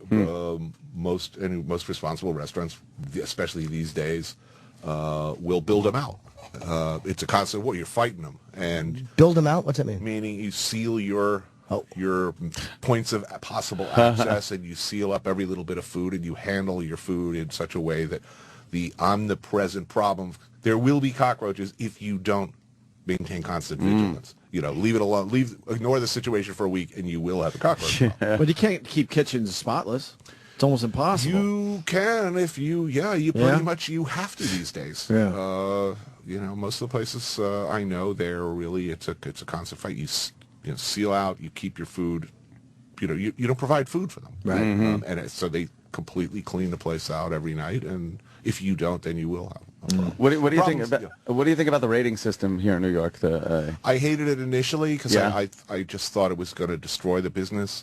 It's hypocritical, meaning you're not allowed to have room temperature food that's not at certain high temperatures or low temperatures. If you're at a good restaurant, if you're a 3-star restaurant, they'll come in and they'll whack you hard and put you in the newspaper for leaving a block of cheese out for longer than an hour. But cheese is going to take days to go bad. Okay? Right, so it's not a threat. Pizzerias everywhere in the city, they got pizza sitting out in the open, at room temperature for hours. Right. They don't apply the law. Of course, if they did apply the law evenly, there would be no pizza in New York. But I'm not suggesting they do. But on balance, I hate I don't want to know if a place is an A, B, or a C. Some of the best meals of my life have been in, probably a D restaurant. I find myself searching out the A's. I don't know why. Really? I don't notice. Yeah. I'll say this. Restaurants are cleaner and cooks are better educated about handling food. Yeah. So I guess, again, on balance, I'm coming around to liking it. But I don't want to think about that when I go in. Yeah, is the food good? I don't care if there's a sleeping dog on the floor. I don't care. I got you. I kind of agree with you on that. Is the food good? In fact, the dirtier you're looking in the dining room, the more confident they must be about the food, I think, sometimes. I like one thing Bloomberg did that I really like, though, is like in chain restaurants, they have to list calories next to everything. Like in Starbucks, they have to next to like those little cakes, and I'm like, 400 for that. So it actually has helped me stop eating a lot of shit. I used to eat all the Starbucks cakes. I don't eat them anymore. I would see low fat and go, oh, this is healthy. Oh, yeah, low fat, still 800 calories or whatever it is. So, yeah, that I kind of like. It's affected the way people eat, apparently, like zero. I mean, really? all It of that does calorie nothing, and right? ingredient I've information noticed. has changed habits. Zero. Well, that's what I'm A lot of thinking. it, I think, is to make you feel better about yourself. But that's what I'm thinking with the soda. I really think that it's not going to affect you a got to lot walk of an people. extra 2 blocks for your soda, or buy an extra, haul an extra 2 small bottles, slightly. But the mayor does it, and then the next day he promotes donuts. And he's eating a BLT. We thought it was hilarious. Yeah. It was donut day the next day after he came out with the big... that's some bad timing. Let's talk about the book. Get Hero? Jiro. Get Jiro. It's a comic book, man. It looks cool. I flipped open, and the first page I had landed on before, there was a guy holding like a severed arm. It's a pretty violent, and I say that in a positive way. Graphic novel, I guess. I called it a comic book, but no. And there's a severed head a little later on in the book as well. Bloody. I mean, the first thing, when Joel Rose, my co-author, and I got together a few years ago, we started talking about it. We're both former comic collectors and comic nerds. I used to collect as a kid. Joel used to edit graphic novels a few years back. So we started talking, wouldn't it be cool? And then what if we could do anything we wanted in a graphic novel, what would we do? And I thought, well, it's got to be super food nerdly. I mean, food's got to be really correct, even for the most nerdliest of food nerds. No one is going to say, that is not the way you make pot au feu. But on the other hand, it's got to be really cool. There's got to be a lot of violence in it, because when I read comic books, I like the bloody ones. And so I thought if it's really, really violent, funny, and with a lot of really great food in it, I haven't seen that in color. That's a great picture. Right? We're looking at a picture of the boardroom, and there's probably about 12 people around the table. Every one of them is decapitated, and there's blood all over. And in blood on the table, it says, "Flesh eaters, go vegan or go fuck yourselves. Meat is murder." It's really great. And there's a guy lopping heads off with a knife. This is really not something you would expect Anthony Bourdain to put out. This is fantastic. I mean, in a bloody comic book. You wouldn't expect Anthony Bourdain to put this out. It's fantastic. I should have put it. No, I didn't mean that as a semicolon. I meant that as a period. I meant that as a new sentence. It's a mix of a lot of things I love. I love spaghetti westerns. I've always loved those. I love Japanese samurai films, especially with good fire hose spurting when somebody gets. The blood squirts out. So I just thought put a lot of my sort of obsessions all in one graphic novel, and we were really, really lucky. When we sat down with Vertigo initially, they gave us choice of format, full color, which is a big expensive deal. But most importantly, they let us pick the artist, and Langdon Foss, who did worked with heavy metal, he spent a lot of time and a lot of work on this. And I mean, I'd get constant mail from him. Should the knife be this or this? I've been researching 15th century Japanese blades, for these 2 panels. Would you prefer this or this? Is this correct? That sort of thing. He really worked hard. How on long this, does it take to illustrate one of these? Because it's almost 2 years, I think. Wow. How many pages is it? It seems like a pretty 100 and something. That's nice, man. It's like a real basically 5 what would be 5 separate individual, paper bound, all bound. And they're beautiful illustrations. It take forever. What was the best comic? I collected 2 at one point, and then I sold them all to drink when I was a teenager. What was your best comic book when you were collecting? Well, I collected early '60s Spider-Mans, the really old ones. Doctor Strange, the original Conans. I liked EC. I collected old ECs. But for me, where my head really exploded was when the first Undergrounds came out. Early Art Crumb, S. Clay Wilson, Spain Rodriguez. These guys. I wanted to be a comic artist really badly and do, this was both the most violent and pornographic stuff a 12-year-old could get his hands on at the time, and it was also beautiful. I mean, these were works of art, and are they worth a lot? And those countercultural. I don't know. Not as much as they could and should be. I mean, the Golden Age stuff is still much more expensive and often less good. I was a huge fan of Will Eisner's The Spirit, also, which had a very cinematic storytelling style, like early film noir. And I was really serious about the stuff. And then, of course, I sold my collection for crack. And everyone sells their shit for I really drugs did. or I sold a alcohol. lot of. That was a. That's always the punchline of the great comic collection story. Yeah, my grandmother burned them all, or sold them for crack, or. They just found a collection somewhere. It was like in somebody's closet in the back, like years after the grandfather had died, and they had like Action Comics. #1, which was the first Superman, the first Batman. I mean, he had it was like a $3.5 million collection. So I never cared about those because the artwork wasn't very good. I cared about if there were four issues, in 1965, where one particular artist worked on, and that was the one I wanted to, hold and sniff. When you you like to smell the new thing? It is the best smell, right? Yeah, totally. I won't smell this too deep because I don't want to put nose grease on the inside. There's nothing worse than when you put nose grease on a fucking page. I hate that. But when you do something like this, do you write the story out first because you're going in panels, and what is the story process with this? You write it like a screenplay, essentially. And then the artist breaks it down into panel layout, and as he runs into problems, gets back to you and says, here's the suggestion, as he roughs out the visual storytelling.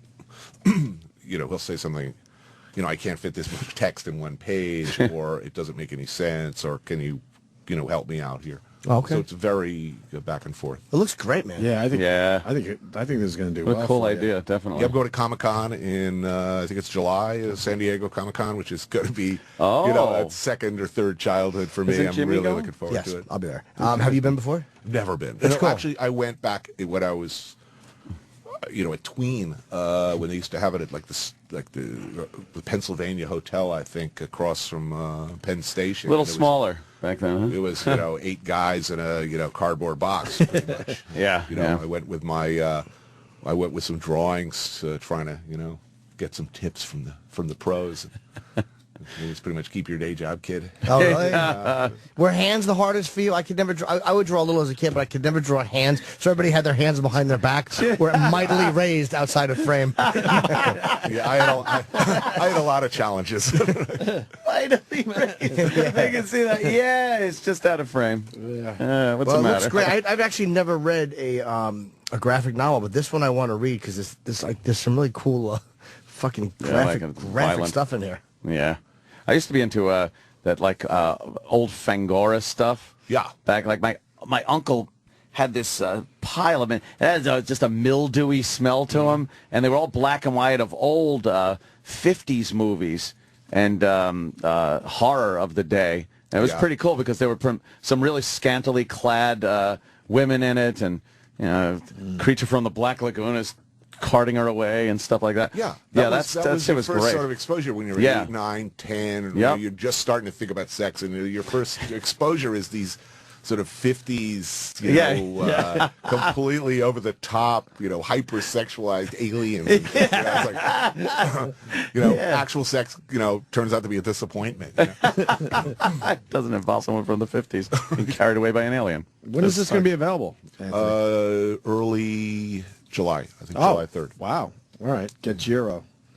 Got to pick it up. And you're also promoting, by the way, we have to say what Anthony's promoting. It's an evening with Anthony Bourdain. It's this Saturday, June 9th. It's 7:30. It's here in New York. It's BAM, in capital letters, Howard Gilman Opera House. It's in Brooklyn. You can go to Ticketmaster to get tickets. This comes out, like you said, in July, and at no reservations on Twitter. This is called Get Giro. But this Saturday, 7:30 p.m., at the Howard Gilman Opera House in Brooklyn. You can actually go and watch Anthony. What are you actually doing on your An Evening with Anthony Bourdain?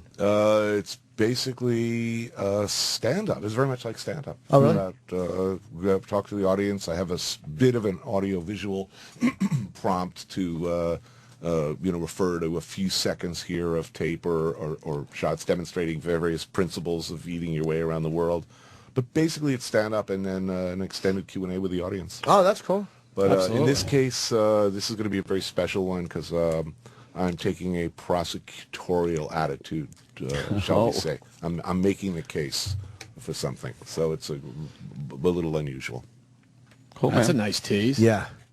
Be funny if it was for something like awful, genocide and gentrification. More yuppies. CNN's going, oh my God, what did we do? He's a psychopath. It'll make us happy, wouldn't it? Yeah. We're creeps. I guess that's it. Yeah. Unless you want to talk about the Miami incident where the... You know what? You just told... I was going to ask. There's a curiosity there because we're trying to figure out what part of the face would be... good to eat first. What do you start? How do you start a face? Yeah, you know the story. Obviously. I mean, if you're looking for advice, if you had to eat a face, yeah, we were saying cheeks. I said lip. The cheeks. No, lip is where the breath is. Cheek. But unlike this guy who apparently couldn't wait, I would recommend a slow braising process. Because it's pretty tough. Yeah, it's got to be, right? Wow, what's going on? And the other guy who's like for 18 minutes, scooping brains. 18 minutes, he was eating his face, ripping the flesh off. He was swallowing it. That was the part of the story that really got me. What was his? I guess the latest thing they said bad salts, but now they're saying bad LSD, right? Or new LSD. He's doing some kind I've taken a lot of acid early in my life. At no point did I ever say, I kind of want to eat that guy's face. It's definitely not going to make my trip better if I eat this dude's face. No, that'll freak you out. In fact, food and chewing in general were never sort of on my to-do list while tripping. No. So, Did you like acid? I loved it. When I was too scared to ever do it. I mean, it's something that I did early, and after a while, it was a learning experience. But on the other hand, a few of my friends did not have such happy experiences and, really never came back. Wow. It was a great adventure for me early on, but it's not a recreational drug, and it's certainly not one that I would recommend in a blanket way to people. Because a lot of people just absolutely should, under no circumstances, take it. I guess this guy in Florida would be one of those. Yeah, yeah. Allegedly. Right. It really is something. I think you really need to not have much anxiety in your life. You need to kind of be a mellow guy, somebody that won't freak out. You do LSD? No. Yeah, I was too fucking scared. No, I did like mescaline years ago. I did shrooms, which was kind of, LSD light. Mescaline for me too, never LSD. Shrooms, never LSD though. Shrooms and a cheese sandwich. At a jazz festival, I know. That was always the biggest myth too. They would say, "Oh, it tastes like shit. You got to eat them with something." That's exactly what happened. It's worse. If you put mushrooms in anything else, it's making the mushrms worse. I know. It's a dumb cheese sandwich. That tastes like a shit cheese sandwich. Take this Three Musketeers bar. I heard real well though that day. I heard everything. Oh, did you? Oh my God, that was great. I heard raindrops. It was awesome. But acid, too scared. No.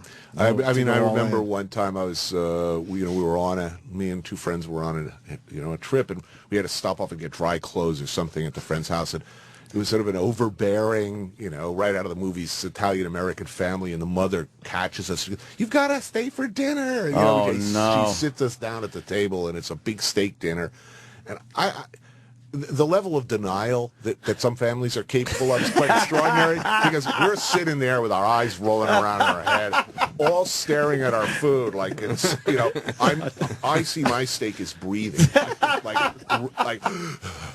up and down, up and down, and I'm looking at it with this look of mute horror on my face, and like nobody notices. The three kids are acting they're nice a little boys. strangely. Yeah.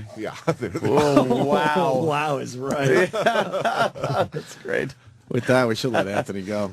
Have a busy day, man. I'm glad he came back. We like Anthony Bourdain. Thank you, guys. Well, and thanks for I scored a copy of this off you. I hadn't seen it. You haven't seen it yet. Yeah. So Great. Yeah. Ticketmaster. Oh, sorry. No, go. Ticketmaster for this Saturday, June 9th, at the Howard Gilman Opera House in Brooklyn. If you want to see Anthony live. Right. And the book? And the book is Get Giro and also CNN next year. Next year. So you're going to take a few months off, obviously. Come on, Well, you're Jim. taping, but we won't see any live shows till next year. So Thank you guys. I'm sure Anthony, you'll come back for thanks, that. man. Oh, I'd love to. Okay. Great. Anthony Bourdain, everyone. Sirius XM. It's the Opie and Anthony Show. Yeah. I want to thank Anthony Bourdain for stopping by today. No reservations on Twitter, right? Yes. How many followers? 908,000. Wow, he's going to hit 1 million very soon. And I have one plug as Paul Williams comes in. Yes. I will be in Chicago with the Antisocial Tour myself, Artie Lang, Nick DiPaolo, David Tell, August 11th. Tickets are on sale in 4 minutes. It's the Horseshoe Casino. It's actually right over in Hammond, Indiana. Wow. They're on sale at 9 a.m. Yeah. Can I go to that show? I want to go to Chicago. Oh, it's not on sale until June 9th? What? Why am I all right, it's my fault. No, it's okay. It's okay, My Jimmy. fault. Let's just bring in Paul. My fault. It's okay. It's okay. It happens. Saturday on sale. That's fucking stupid. Yeah. Yeah, that's fucking stupid. Just bring in Paul. Bring in Paul. We're also being called a bunch of faggots because we're scared of acid. What?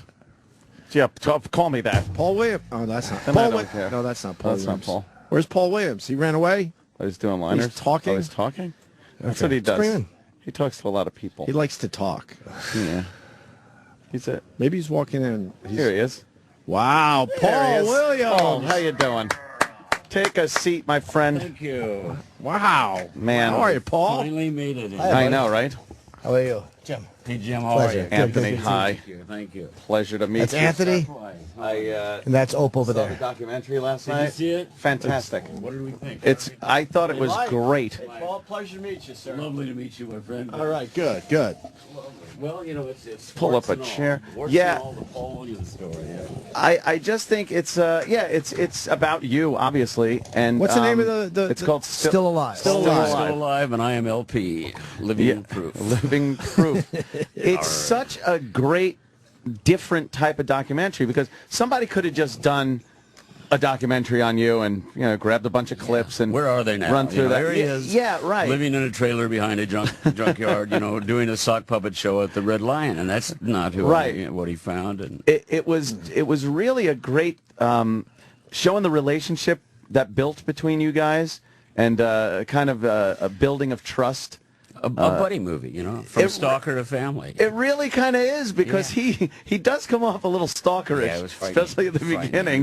But I almost could relate to what he was saying because I guess I remember being 12, 13 years old watching you on television like that, and just the family gathered around the television because you really didn't have DVRs or anything. You watched what was on at that time. Exactly. And you were apparently on everything. If you had a couch and put a camera in front of it, I magically appeared. Yes, you were there. I became better at showing off than showing up. You got amazing clips from this too. Like the archive footage. You seem to have access to everything.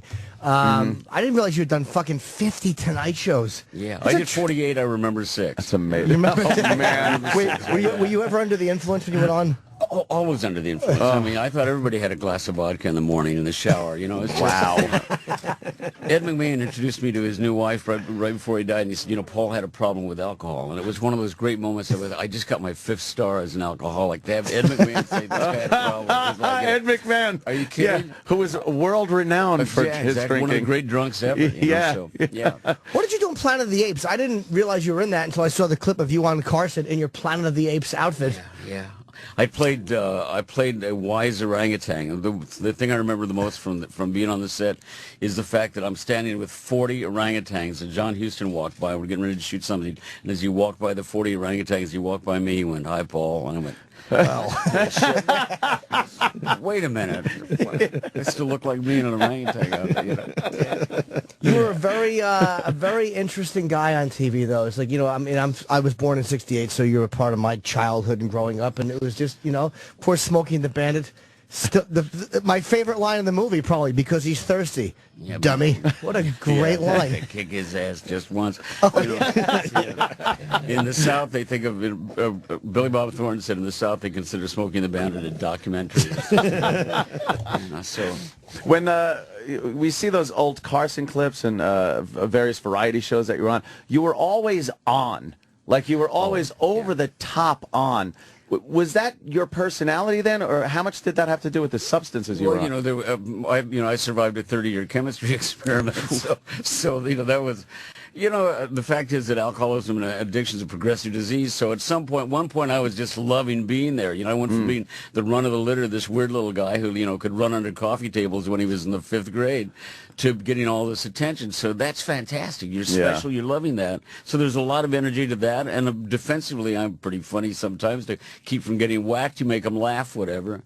But at a certain point, the amount of alcohol and cocaine kind of kicked in. And that whole, there's a scene in the movie where I'm on Merv Griffin. I'm just the most arrogant, grandiose, little ass you've ever seen in your life, and I look at that and I can't believe that I could have turned into that and not known it. That's what's frightening to me, is to not know it. So when I got sober, there's nothing more pathetic than some little old guy going, "Please, sir, may I have another cup of fame?" "Oh, come on.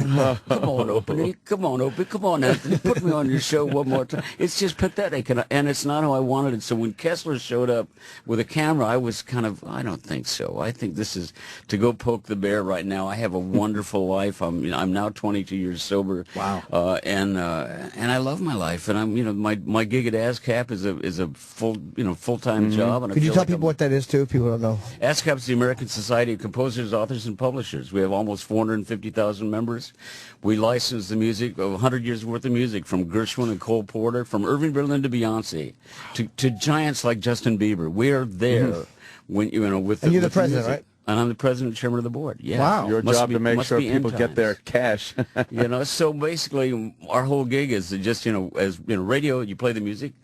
For years, music was played on the radio, and it was free to the listener, and the advertising was sold around it. ASCAP got a little taste of for our writers. The big thing is to try to make sure the guys that are the music creators today can continue to make a viable living. As Bill Withers said, he was sitting with a congressman. He said, "Congressman, we got to be able to make a living with our music. Otherwise, we're going to have to get regular jobs. And Congressman, you do not want Ozzy Osbourne as your plumber."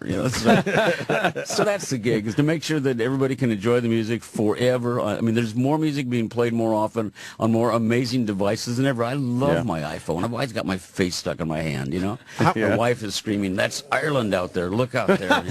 No, I just found out who played Lincoln, and blah, blah, blah, I want to know how many hits you wrote. Do you know offhand? Not nearly as many as I thought I did. There's a lot, though, Paul. A lot. I had a really nice run in the 70s. Yeah, you did. But the big records to me weren't always the hits. I had an Elvis album cut. I got more mileage out. I ran back to my high school and go, "Please, now will you sleep with me? Look at this." Elvis, So the album cuts of Ray Charles and Elvis and Sinatra and stuff like that. What's an album cut, Paul? What's that? If I knew the way, I'd go back home. The countryside has changed so much. Song from Thunderbolt and Lightfoot, the title song I wrote. Okay. But yeah, I had 3 hits with that Three Dog Night. I had Out in the Country, Old Fashioned Love Song, and Family Man. You and Me Against the World with it's like pulling teeth to get me to do this. We've only just begun with the car. The Muppets were my.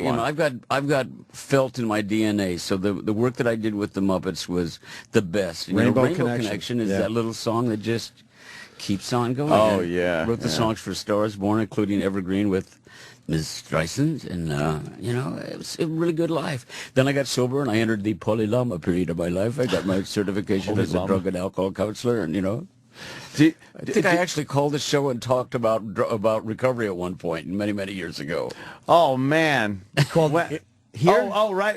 This show back in like 2000, in 1927. It was 1927. You were still doing homework. I remember. No, he wasn't. I was working. You were on Yo Gabba Gabba. Now, do you have a little ones at home? I got a 2-year-old, so I'm like, that's Paul Williams. I forgot the song, to be honest with you. Yeah, how sweet. But you did a song for Yo Gabba Gabba. That's pretty. I did. Why are there so many songs about rainbows? Yeah, sing a little more, I get paid. Was there a point where you were a drug and alcohol counselor where it's like, you're in entertainment, and you're this gigantic name. Everybody knew who you were. And then you go through this period where you're just kind of like a regular guy, and you're doing this job where you're actually just listening to regular people talk. And you walk into the hospital room. And I worked as a volunteer for MAP. MAP is a musician's assistance program. Musicians was usually over-medicated and underinsured, you know, so Right. you go in and you try to help them, you know, get some treatment and all. You walk into a, you know, and I was like, I mean, I was full of self. I was like, I mean, I'm going to Ireland tomorrow. Ireland is amazing because, you know, it's like the headwaters of alcoholism. There's all these alcoholics to work with, you know. It's like I'm running in and grabbing them. People keep grabbing me going, where'd you hide the gold, you little bastard? Stuff, you know. But I'll walk into a hospital room and say, you know, hi, I'm Paul Williams. I'm an alcoholic and I'm your counselor and I'm here to come touch the hem. I will save you. And they go, no, you're not. You're little Enos from Smokey and the Bandit, and it's happening again, you know. So it's bizarre. But you know what happened to me is for all the you're an alcoholic when you misplace a decade. The 80s were gone. Wow. People were like, wait a minute, you know, why'd you quit drinking? I said, well, it led to unplanned nudity often, and you know, I went from sitting on Johnny Carson's couch to 3 a.m. peeking out the Venetian blinds at the tree police because I knew they were out there. You know, I just, you know, fired up on cocaine. And, it got that bad, huh? Oh, yeah, I looked like a parrot. I mean, I was just like, Jesus. Just oh, sitting, you know, man. yeah, just, you know. But when your life turns around, you know, for the first time, I mean, I just sat down with somebody and went, you know, somebody I didn't know, absolute stranger, said, I'm dying and I need help, and put my hand out, and somebody reached back and said, you know, we've been there and we'll do it with you. So. Do you think it was the drugs in the 80s that kind of, I mean, obviously in the 70s you had a lot of hits, you were very active in writing and stuff. Was it the drugs that kind of put the brakes on I think there's your an work? art. I think there's an art to when you're really relevant to an audience. I mean, at a certain age, you know, I mean, I wrote basically codependent anthems. Think about it. I won't last today without you. I won't last today without you is not a healthy thought. You know, I know that. You know, but you know, so you know, you kind of crank this stuff out, and it's connecting with your audience, and it's all kind of hallmarky. You know, and I wanted to be. I mean, I wanted to be Leon Russell, or I wanted to be Dr. John. You know, so I managed to match Dr. John with the lifestyle, but never the music, you know. The music, yeah. But so at a certain point, you've maybe moved on from that generation that's looking for its own music, you know, and so I think that there was that element of fading, but the drugs and alcohol just, you know, will put you a wall between you and anything constructive in your life, or at least they will with me, the way I did them. You don't think you were able to work outside of that box of the codependency, I'm the lonely, different guy, and kind of work outside of it, though? I think I did. Writing songs for something like Phantom of the Paradise, I would write, you know, I would write essentially what were almost like parodies of different styles of music. For some reason, where I connected with an audience is the place that you know, I've turned into the guy I used to make fun of. I mean, I have my cat's picture on my on your phone? My iPhone. It's disgusting, you know. I watch golf and play golf, and you know, I've got my cat's picture on the iPhone. I have more pictures of my cat than I do my kids. I'm disgusting, you know. So you're just a nice man. I turned into a Where's nice man. that cocky smirk? Yeah, I know. And it worked so well for so long, you know. But the fact is, I got comfortable. I mean, I got comfortable in my own skin and all. And the idea of kind of, you know, now celebrating, you know, what we're doing here with the movie with Paul, who was still alive, is you look at all this stuff, and I think there's a whole kind of a TMZ, you know, consciousness about celebrity that we kind of look at in the film, and you kind of go, you know what? Is that the coinage of being happy?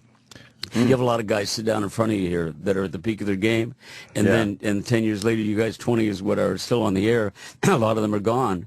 How many of them are like scratching to get back on the air with you? I don't think that's. If you have to be famous to be happy, you're not going to be happy at some point in your life. You told some great stories too in the documentary. Like it was really interesting to learn about you, because again, I had only known what I'd seen. And stuff about when you were a kid. I think one of your parents passed away, and you had to split from your your brother, because the line you said was like, every time I eat, I'm taking food out of his mouth because there was no money. My aunt stole me. My aunt said, you know, if I went out and lived with my aunt for 2 weeks, and she said, well, if you go back every bite of food you take, this is very sad, we'll be out of your brother's mouth. Your mom can't afford you both. So when my dad died in a one-car alcohol-related, you know, wreck. He drove into the abutment of a bridge. My dad was a 6'2", you know, man who got up, went to work every morning, worked hard, but he came home and alcohol was the reward for a hard day's work. And I went, I get that, and since I work a little different hours, I'll start at 9 a.m., you know. Yeah, wow. But I think that,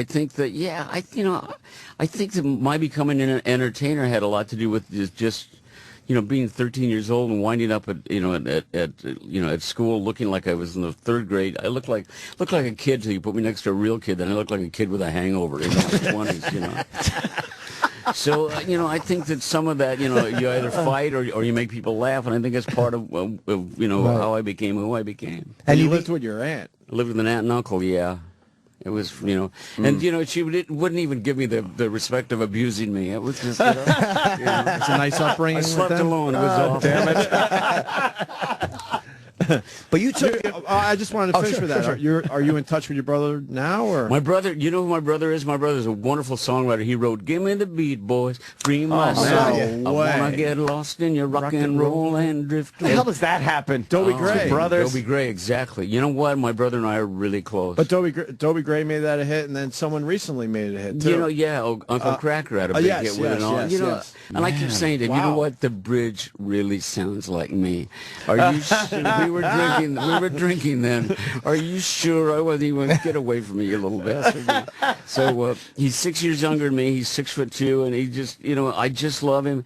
He lives in Taos, New Mexico, and he wrote a bunch of great songs. He wrote "When We Make Love" for Alabama, and he had a bunch of country hits as well. He took me down to Nashville and cut the best record that I ever made that nobody ever bought, called "A Little on the Windy Side," an album that I love to this day. And 2 weeks after the album came out, the label folded. Portrait. They dumped me, and Ringo had new albums, and we've got so much in common. When you, by the way, there was a funny line there when you were talking about who was it? Was it Paul Simon you were talking about? You were like, I think he asked like your careers went into different directions. You're like, well, Paul Simon might have been happy if he had done some more gong shows. Maybe he wishes he did. And I wish I wrote "Bridge Over Troubled Water."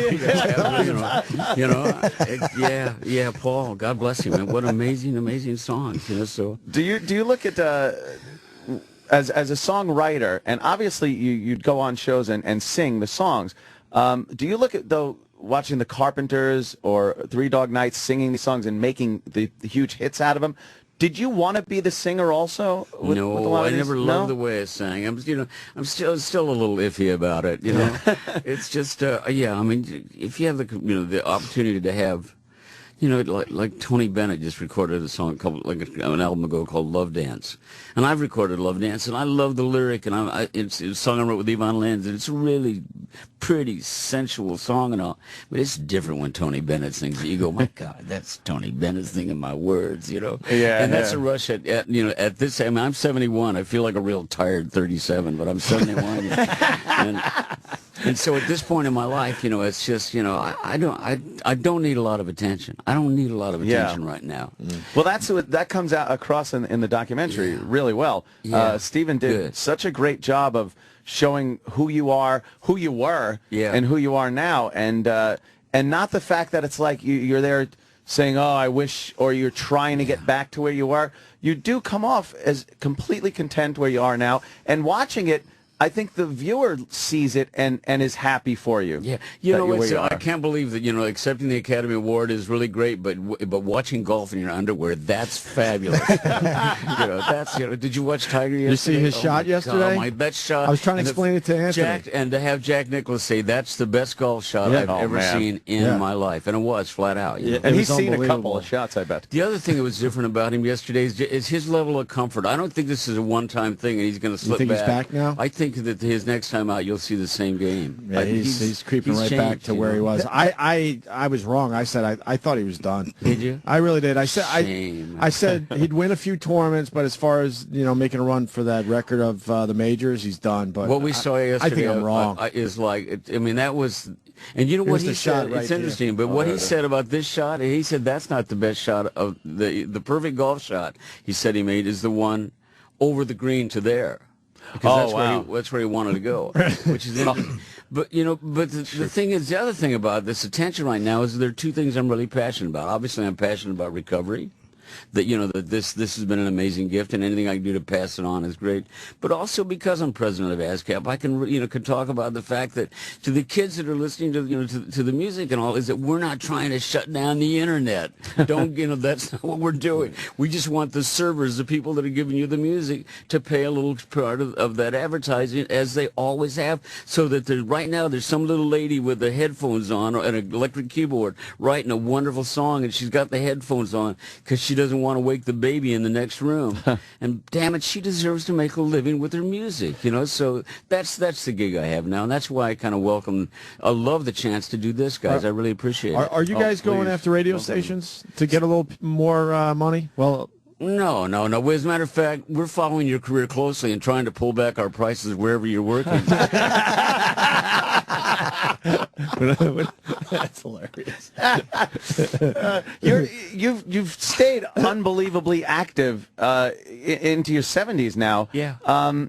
Was there a point between when you first started recovery till now that you kind of stopped doing anything? Oh, yeah, I was really happy to run on the beach and play golf, and, you know, and a new wife, and that offered a lot of joy in my life. Sure. Kind of reestablishing my relationship with my kids and all, and just, you know, kind of just getting comfortable, just being in my own skin and not being, you know, you talked about how on I was. That's exhausting. You know? It looked exhausting to watch. Exhausting, trying to be that charming and that funny all the time. You know, when the fact is, you know, that I was my DNA was slowly shifting to ass. You know, like, you know, it was just. How many times have you married, Paul?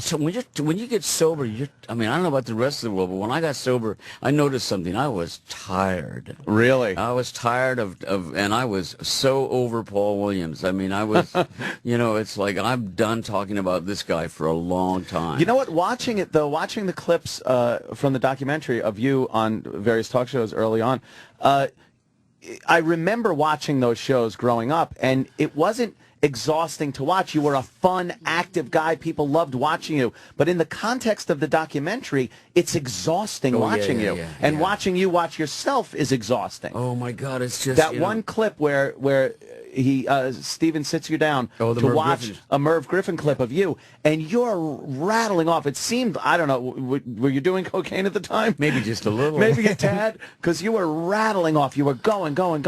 And it seemed like you were a ship without a rudder. Oh, yeah. And it was... What's that? It was... No, Chip. Oh. It was very difficult to watch you watch that. Yeah, it was painful for me to watch that. And, you know, when Steve started this whole process, he said, if you don't like something, I'll take it out. And so I'm sitting there, and he's filming me watch me at my absolute worst. I mean, and again, how unlikable can you get? How arrogant, how grandiose, how shallow can you get? And I mean, I'm joking about marital infidelity, talking about I'm a devoted husband till I buy that plane ticket. I'm going, oh, my God, what kind of an ass would say such, you know, and so... So I said, you cannot use that. You cannot put that. I don't want my daughter to see that. Yeah. You know, I think about my daughter and you know, and her mother sitting in a theater and seeing that footage. And I did wonder how he talked you into. No, he didn't talk me into it. Oh, he didn't. No, He just put it in. You know what? He put it in a rough cut, and I saw it, and I went, you know what? You have to use it. If you're going to have the arc of this film be, you know, where I wind up with a life that is a real gift. In recovery, you really have to see how bad it got, how bad I got. And your whole, the way you detest watching it, it proves something there. It shows that you have changed as a person, and I think it works very well in the documentary. You know what's frightening about it too is that, you know, the other thing that I realized as I was saying, leave it in there, is that this happened once in like 1983 or whatever. And nobody remembers it, and it's gone. But you've now converted it to zeros and ones and fed it into the big, you know, the big internet gobbledygook, you know, where it thrives and grows. Forever. And versions of this now will reappear and the like. So I have to live with this for the rest of my life now. And this went from being part of something I had to check off and that I was ashamed of, or maybe had no idea how bad it was. Now we let everybody see it. So it's almost a way to make peace with it, huh? It is ultimately. You're exactly right. It's part of the process, you know. So the other thing I've always said that you know, like I joke about you know, I think I used the line here that you know you're an alcoholic when you misplace a decade, but that decade is lost and it's worthless unless I use it now. And the way I can use it now is what we're doing right now, is talking about recovery. You said something about being married, too. Like, I know you've been married a few times. And Yeah, I finally got it right. I'm married to Mariana Escalante Williams. Her brother, incidentally, is Joe Escalante, the leader of the Vandals. I don't know if you guys are hip to the Vandals or not, who's running for judge. Joe, we're with you. I mean, a punk rocker running for judge. End times. It must be end times. But I'm married to Mariana Escalante Williams. She's a Swedican. She's Swedish and Mexican. I just did a red eye with him. With Joe? Yeah. Really? Yeah. I was on Fox News. He's on Red Eye with fabulous. him. He's hysterical. He's very funny, you know. And I mean, he's a bullfighter, and he wants to be a judge, and he's a punk rocker, you know. Yeah. Life is good. You said that the line I liked, you said your new wife, because you're talking about being in recovery, and you said she got the man that the other women thought they were getting. Yeah. And the other women deserved, you know. Yeah. I was busy, you know, being charming. How many times were you married? the Pillsbury Doughboy of songs, you know. How many times were you married, Paul? This is my third time, and this is right. This you is know? it. And I'm good friends with the mother of my children. You know, we get along beautifully. Both my kids are doing well. Did you have the rocky period where you didn't quite get along with them? I mean, after the marriage. There was one in the middle we're not talking about, and it's going to stay that way, you know, because we don't want lightning in the studio. But you know what? It's just it's a drama-free relationship. I mean, Mariana is beautiful. She's interesting. She's a novelist. She's written 3 books now, and she used to play piano and sing, you know, and she makes me laugh. She's beautiful. I want to plug this too because it's called Paul Williams Still Alive. And it's premiering in Los Angeles and New York. It's at the Angelica here in New York on June 8th. That's this Friday. And the New Art in Los Angeles on June 22nd. And that's where a lot of the documentaries pop up in the Angelica. It's fantastic. It really I can't rave about it enough. It's unbelievable. It's a great subject, which is Paul, and done so well by Stephen Kessler. It's funny, isn't it? It's very funny. It's very funny. I mean, you now you talk about golf and how much you love the game. You obviously play a lot. Yeah. But that shot that he put in there of Michael Bolton teeing off, and it looked flawless. Yeah. And then you plinking one right in the water. Oh, I put one about 7 feet in front of me. Yeah, exactly. I mean, that to me is very funny in a documentary there. You know, and that was one of my better shots. What kind of handicap we're talking? You know, I'm a high handicap. I think I'm 27, you know. But the thing is that I keep lessons, so it keeps changing. I just got fitted for clubs now. Everything goes further than it used to, you know. So, but I'll take that anytime. Right. Do you play? Not as much as I like. Take me out. He was pretty good. Actually, this would be the perfect ending to our story. That Take really me would out. be. I would love to play golf with Paul Williams. Yeah. I don't play as much because I got a 2-year-old, so I would like to get out there. You know, more. if anybody had told me 15 years ago or whatever the first time we talked that we'd sit here and that you had seen my performance with Yo Gabba Gabba, I would have said they needed treatment. You just pop up all the time. It never really went away, Paul. Yeah. That's what the whole thing of the documentary is, too. And especially seeing you in the Philippines, the crowds are amazing. Massive. They're massive. They're there for you. I mean, like they said, you never went away. No. As far as that's concerned. What do you attribute that to? The Philippines? Yeah. You know what? There is...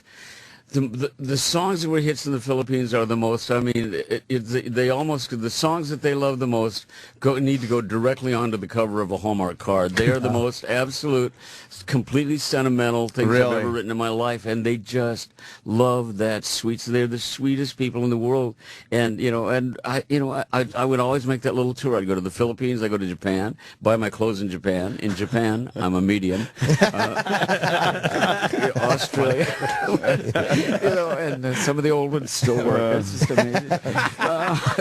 But you know, it's always. I mean, you walk on that stage in a like what is basically a Coliseum setting. Yeah. And it's just, you know, if you want a quick dose of gratitude. If you want to go feel like you're a Beatle for a day, that's the place to go do it for me and all. And they're just lovely, lovely people. And I was never really worried about Al Qaeda coming to snatch us up. Right, yeah. But I loved, one of my favorite moments in the movie is when Steve Kessler is sitting in my dressing room, and he's hungry and he's scared. He thinks Al Qaeda is going to get him, and he doesn't even care that I'm there. Yeah. And when he gets to that point where he didn't care that I was there, then I fell in love with him. Then I was like, okay, now we can be friends. friends. You're talking about your Splenda and underwear, and he's worried about, you know, some Al-Qaeda cell in the Philippines. Amazing. That was great. And you really show how appreciative you are. You stayed and signed everything and took pictures with everybody, and there were a lot of people there. I try to always do that, you know. Yeah. It's you know, I don't feel like, I feel, you know, in a lot of ways I feel like I was kind of plopped out of the audience and put up on stage to, you know, to represent them. So I don't really feel a great separation between me and the audience. You know, people snatch me up on the street. It's like, come here, I want you to meet Martha. You know, I don't think they ever did that to Sinatra, but me, they'll grab up in the neck and go, you know what, Ernie needs to meet you, and we go meet Ernie. You know, so I think that the people are really comfortable with me, and I think the sense that I'm really comfortable with them. You know, at this point, I mean, I'm just grateful. I mean, my train rolls on two tracks, on gratitude and trust. I trust I'll be, you know, where I'm needed, and lead me where you need me, and let the day roll on out. And incidentally, I really appreciate the fine treatment here today. Well, you know what? And I want to say something. We rarely do this. I want to apologize to you. We hung up on you like 10 years ago because I think we were just being stupid and having a bad day or some dumb thing. But we fucking missed out, is what I'm learning today. Well, how kind. And I did too. You know, I did too. But you know, the fact is, you may have been right. I mean, I may have been peddling something that was irrelevant at the time. I don't know. I don't know the circumstances of what happened that day, but we used to do, you know, crazy stuff that didn't. We were idiots. We were just idiots that day. Well, I never did anything like that. No, but we don't have anything to blame it on. I don't remember the actual circumstances. I'm sure it was nothing you did that day. Well, thank you. I appreciate that.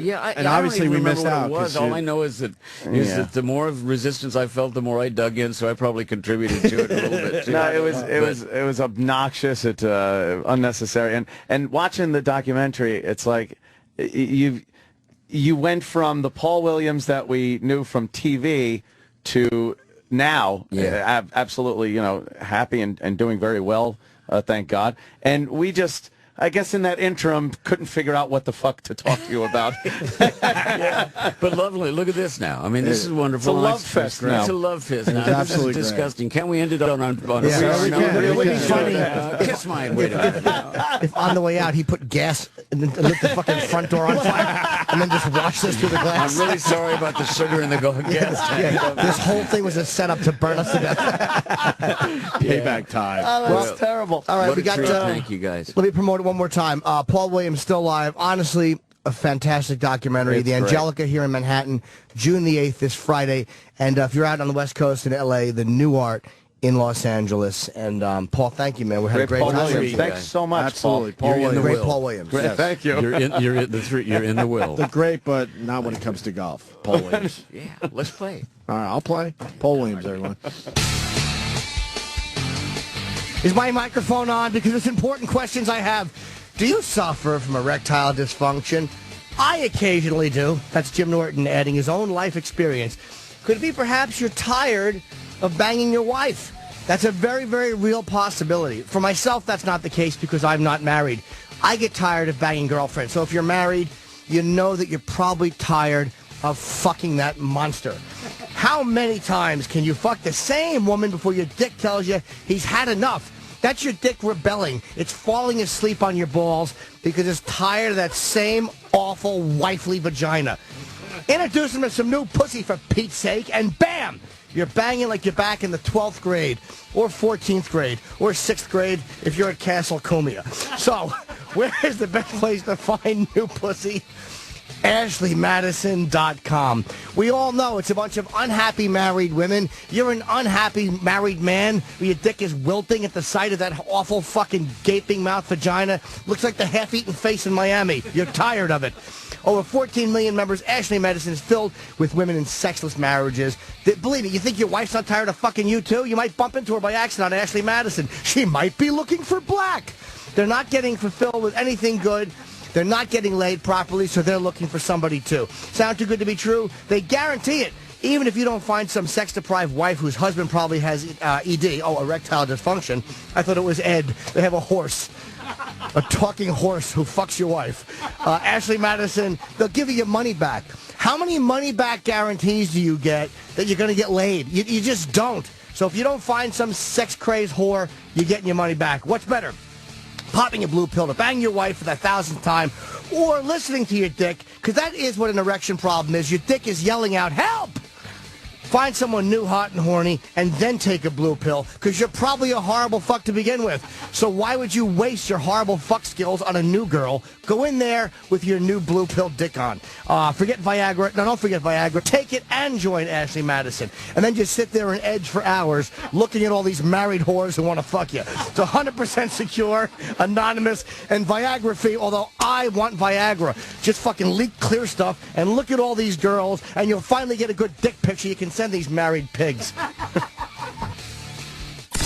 Sirius XM. This is the Opie and Anthony Show.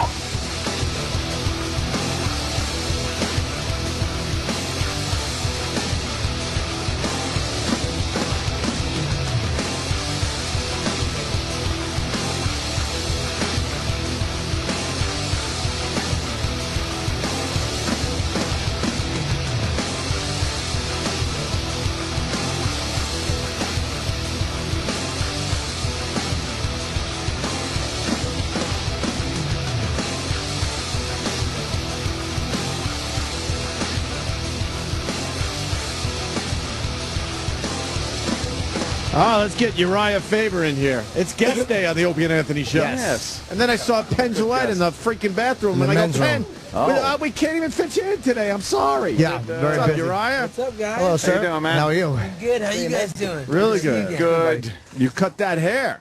I did. You know what? A lot of people are probably talking about that. My little sister was in a car accident. She had her skull removed. Jesus, Head trauma.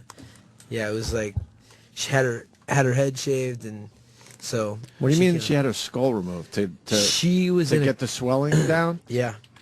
So she was in a car accident on Black Friday, 6-car pileup, and she was in a coma for 7 days. Whoa. She's 19, and basically So you had a sympathetic head shaving kind of a thing. Yeah. And didn't she hit a rubbernecker? That's what the person in front of her was slowing down to look at an accident or something like that, like probably not doing the speed. Wow. And caused a I will pileup. I think that's what instantly happened. beep at those people. The second I see brake lights, I put my hand on the horn when an accident's up ahead, and I'm like, I see fucking brake lights on this guy in front of me. He's getting nailed. Yeah. Bam! And then I pass him, and then you know what you do? You put your tires on the shoulder, and it flings rocks into their windshield. And not Don't Genius. fucking rubberneck. Genius. How's she doing?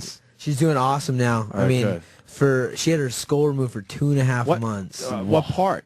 Just like a whole third of it on the right side. And where do they put the skull? Or left side. Where do they put that skull for a while? They do one of two things, and she's a thin girl, so they put it in a freezer, but they sometimes make a pocket in the fat lining, and put the skull inside your own body. Wow, which is a trip. I mean, they have some crazy scientific stuff they're doing these days. But that's like an extra operation. Aren't you almost better having it in the freezer, like where it's not going to be an extra surgery to put it in and take it out of you? I would think so, but.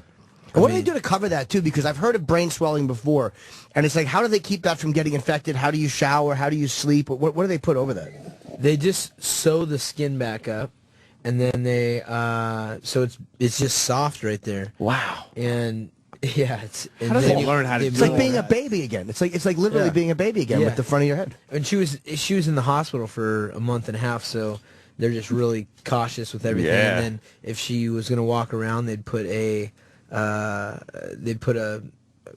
helmet on her and stuff like that. You see, this says the Faber report.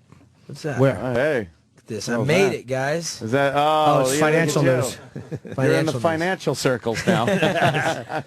So she's doing better. I think did you say, was it in the book? Because I was looking through the book where you're saying you're not scared that often, but that was something you really thought that she might. Yeah. Oh man, I was freaked out. I mean, that's my baby sister. I was 13 when she was born, so it's been almost like a parental role I've had now. And I landed in New York. I was there for about an hour and a half, and I got the call from my mom, who was just hysterically, just crying, and like I couldn't understand what she was saying. And then she kind of like got out that brain surgery and your sister and. So, it was pretty crazy. I flew right back and was in the hospital for about 2 weeks, 18 hours a day. It was crazy. Yeah. You a protective older brother? I wouldn't say I'm real protective, like I'm not like a weirdo protector. You know, my sister's got like Tony Montana. Yeah, that's a little weird. They were married Saturday. All the women in my family are like tough, like wear the pants chicks. Like I don't have to worry about it. My mom's like she's a like an Italian woman. My little sister, she's always she had a boyfriend for 3 years and like snapped her fingers and he'd be following and stuff like I'm not like a super weirdo like some guys are. I've seen some weird dudes when it comes to their sisters. It's a weird like. Not just looking out for bad things, but the creepy. We all know what we mean by weird. That is true. I probably didn't need a graphic explanation. I would love to do. I'm not one of those guys, but I just love describing it for some reason. Well, what a creep. One of my favorite stories is what you had your sister's friends do. Well, that was my sister's friend. You used your sister to get some other things done. I was probably 11 years old. Maybe my sister was 7 or 8, and she would have her friends come over for sleepovers, and they'd put their nightgowns on, and then I would say, hey, why don't all you girls have a headstand contest against the wall? And they would do that, and all their nightgowns would just fall over their heads. And I'd be like, stay as long as you can. You wouldn't look at your sister, right? No. She was just collateral damage for what I wanted to see. You made sure she was way on the left. Yes. So you didn't have to look. That's a really cool trick. The young Kelly girl down the street was the one I was looking for. That's cute when you're like 11 and they're 8. Like, that's acceptable. Yeah, it's all the same age group. But, it gets to a certain point where there's something very creepy about it. Like if you're 30 and she's 7, probably a fucking horrible contest to run. What kind of women do you like? Do you like dominant or more submissive women? Because it's weird, like, when people have, like, dominant women in the family or dominant males in the family, a lot of times they go for the same thing in real life. Or do you... Or a dominant job like Uriah has, oh, yeah, too. True. That sometimes makes you want something a little different. Something different. It just kind of depends. I like a chick that has her own interests for sure. I mean, I can't handle somebody that's just all into my business all the time. You got to have her own interests, do that kind of thing. But I like somebody that is pretty assertive. You have to be. I don't really have time to focus on like holding down a chick at this point. So it's you got to have her own stuff going on and not be worrying about me all the time and stuff like that. Is it fun to be shirtless in front of a girl? I've kind of avoided that. I'm 43. I think the last time I did that, I'm trying to think of who was in office. I want to say Reagan, first term. It was the last time I comfortably. And he looked better shirtless. He really did. Oh, it's humiliating. Whenever you get into a hot tub with a chick, I have to go, what the fuck is that over there? And then they look and I sink. It's humiliating. Do you go in with the shirt, though? Or no. You're able to I take it off as she's looking somewhere else? I could suck it in and I pull them up like fucking Fred Mertz. But when you're sinking into the hot tub, there's that one moment where the tits and the side fat are going to meet when you're squatting. Oh, last night was bad because the water was so hot he couldn't get down into it quickly enough. Dude, my fucking scrotum, I threw my scrotum under the bus right into the scalding water. Just like right into scalding just so she doesn't see you without I a shirt fucking on. dropped in like Kennedy was driving me. So, oh, God. But you're working out now, Jimmy. You're working out just like Uriah does. The copy I have of Uriah's book that I was looking through, it's called, by the way, that's what we're promoting. Yes. It's called Laws of the Ring, and it's on sale now. And the copy I have is an advanced copy with no photos, so I'm looking through photos. I got photos. In this copy, today's copy. Oh, I see what you're saying. Yeah. And just like, it's like fucking Photos all those look great. pictures in the ring, and I'm like, God, that must just be a great way, even if you're not a fighter, to feel good enough about yourself. Like, is the beach nice? Jimmy doesn't go. What you got to do is you got to make what you're rocking the cool thing and start just wearing it, dude. But we're trying to figure out what that is. So far, what I'm rocking is I've met Uriah Faber and other UFC guys, but that's never going to get me laid. No. Guess who I've talked to? Yeah, funny is good to a certain degree, but they'll always. It's awesome. I hear the street fights in the book. Oh, yeah. Yeah, because you've talked about it on our show. And it's an amazing story, but there's a lot more details in the book than you've told us over the years. Yeah, no, it's a long story to get. I mean, we would be in here all day. I was fighting for my life and all that good stuff. But, yeah, people are enjoying the little details, what was going through my mind and stuff like that. But, yeah, for those who don't know, I was in a fight in Indonesia. Really dumb of me, and I learned from it. But basically had one guy, then 3 guys after me, then 12 guys after me, then 4, and then got Rodney King'd in the taxi and barely got out of there. The weird part, too, is you talk interesting, because there's a part where he's in the alley about to fight this dude, and his friends, and the guy's yelling and posturing, which was to get his friends out. Yeah. And you said one-on-one, and then they start chanting like after like one by one. Yeah, that little language barrier. They thought he was challenging the whole fucking town. Like a Bruce Lee movie. I'll take you all on. Fuck that. Oh shit. Oh yeah, no, it was a scary thing, man. I got. Is there footage of that? This the street fight. There's no. I don't know. Nowadays everything's filmed. How many years ago was that? That was 2005, I think. 2006. Right around the time before everyone started filming everything. Yeah, and I didn't have any money back then either. So I would have had pager at that point? Right. Well, yeah, cell phone. Now there'd be cell phone footage of that. Somebody in Indonesia that's what I'm asking. Would have grabbed that. Yeah. What is it, too? There's an interesting story about your first fight in the opening of the book where you're talking about you're fighting this Mexican dude or this guy with these tattoos. Like, he looks like a fighter.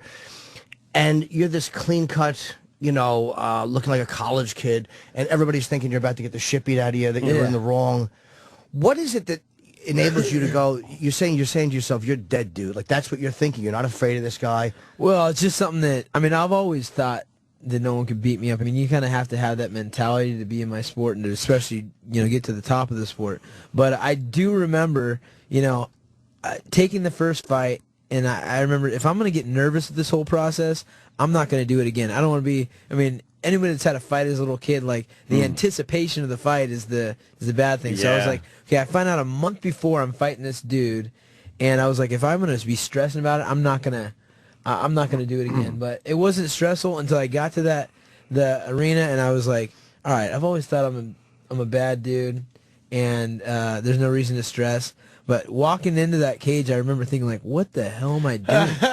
Yeah, I got this big old Mexican dude. He's jumping around. He's got pride tattooed on his stomach, and he's bald. And I'm like, what am I? I don't understand what I'm doing this for. But then once I got in the cage, it was like, all right, now it's go time, and I'm not about to let anybody do anything to me. So do you read people like people's bullshit? Because I'm the one who would fall for that. Like, if a guy is posturing, if a guy is like, you're dead, I'd be like, oh, he's right, I am. I'm dead. But you seem to see that as false bravado, and like he's trying to oversell something. Yeah, I think there's no when you're in a combat situation and you're about to really throw down with someone, there's no reason to talk to him. There's no reason to look mean. There's no reason to do anything, because you're gonna find out who's the bad dude right there. It's gonna be a quick reckoning of, all right, am I gonna get my ass kicked or am I gonna kick someone's ass? So, the posturing, it doesn't make much sense. So the stare down doesn't mean anything to you, really? Will you stare, or do you not care about that? It's usually in the moment. So if I'm in a stare down situation, I'm already in the zone, and I'm just looking. Whatever I look like, I don't even know what I'm thinking. It's just like I'm looking at this guy, and it's not because I'm trying to intimidate him. This is really the way I'm looking at him. So you're not worried about, like, I'm going to try to psych him. I guess you're beyond. You're way beyond that point. It's like the psyching a guy out, especially at this level, is not the concern. It's beating him up is the most important thing. You're fighting your next fight. I'm actually going to be at that fight, which is July 7th in Vegas. It's UFC 148, and of course the headline fight. Are you the co-main event? Co-main event. And the main event is, of course, Anderson Silva, Sonnen. That's going to be a great fight. It's going to be awesome. I'm really looking forward to that fight. But Chael is one of those guys. Like, Chael is a talker. Chael taunts, but he almost seems to does it to a point where he's got to be in Silva's head on some level. There's no way.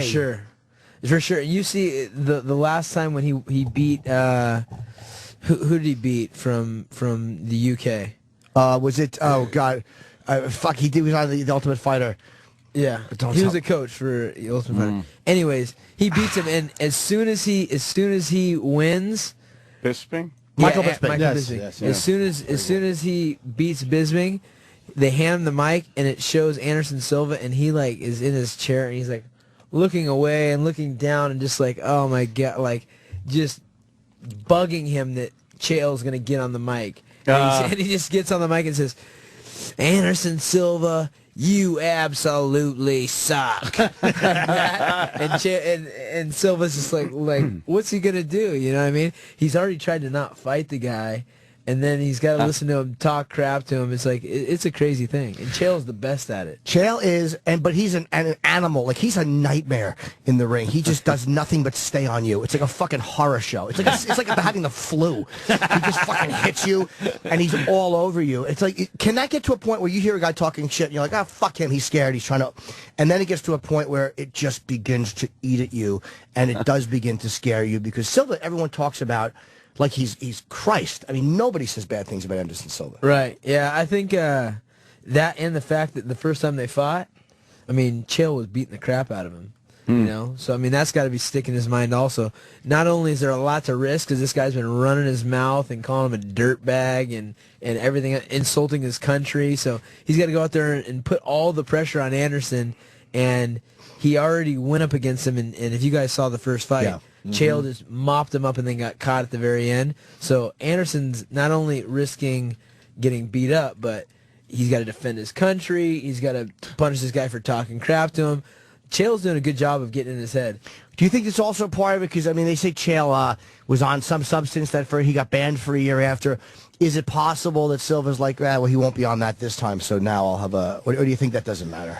You know, I think Anderson's going to come in with his A game. He's going to come in basically trying, you know, to be on his best. I think the last time he kind of underestimated Chael, but I think Chael got okayed to do the testosterone therapy stuff. So I think. What's that mean? I don't know what that means. The testosterone therapy, is that? That's what he got in trouble for. Was he was over the legal limit for doing this testosterone therapy. Oh, and he got it okayed by the commission to have the testosterone therapy, but he just can't be over a certain amount. So I think he'll still be on something. Oh, is that what it was? It wasn't like he was doing illegal steroids.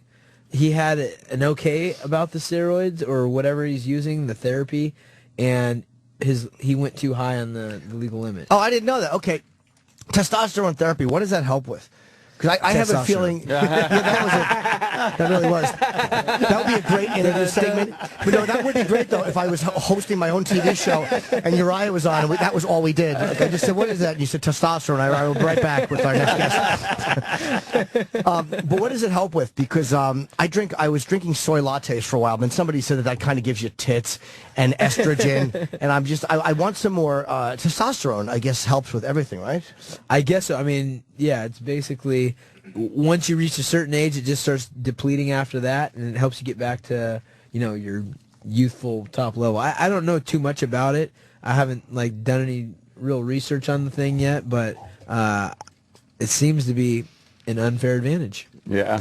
Yeah, that might help you with the beach. You know what? It really might. But no, it would probably just give me a rage that I couldn't back up. Like, it would probably just make me as out of shape. I'd be like, what the fuck are you looking at? And I'd go, you. And then knock my fucking teeth out. Which would help my physique if I could stop eating. But that's a case where I think that the ultimate shit-talking is beginning to... I don't know how Silva is... We had him in once, but he's very soft-spoken. Yeah. He's intense in a weird way. English. Yeah. Yeah, but he's very soft-spoken. He almost whispers. Yeah. Was he able to talk with you guys? Oh, yeah, we interviewed him. Yeah, we did all right with him. It was to promote Like Water, his documentary when that came out. Okay. Yep. I mean, he was easier than Fedor. That was the hardest one. Fedor. Just not a word of English.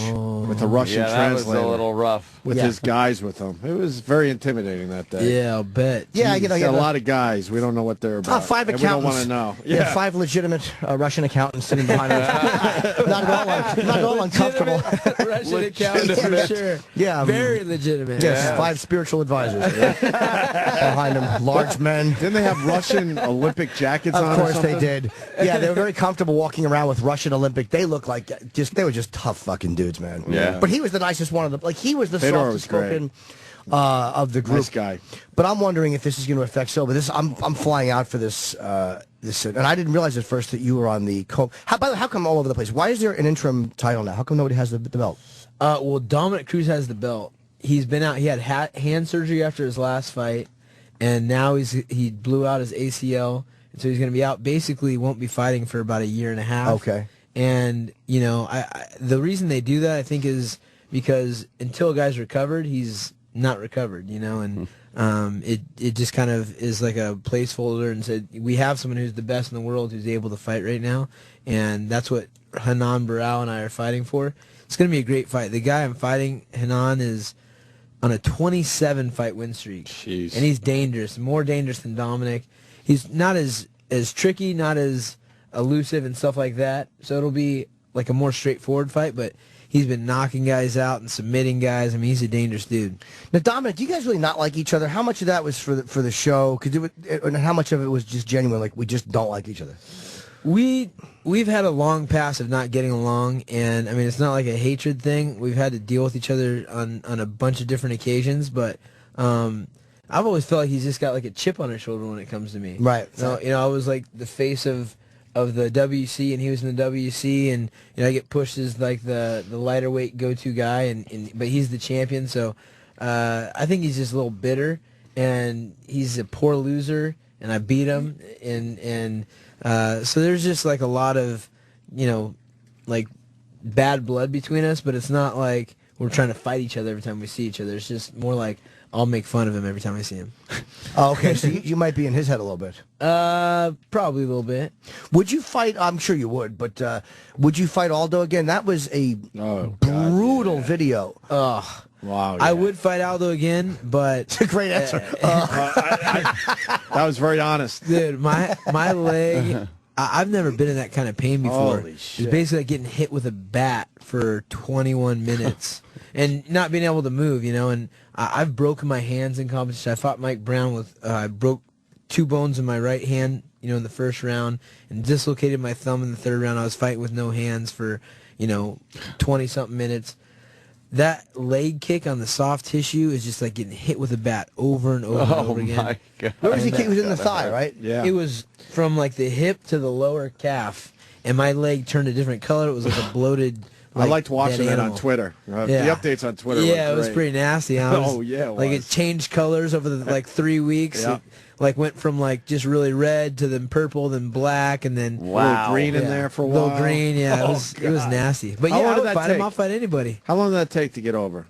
About a month and a half. Month and a half. Yeah, and and there was there's no structural damage. Right. I had no ligaments or anything. It was just like a big ass bruise.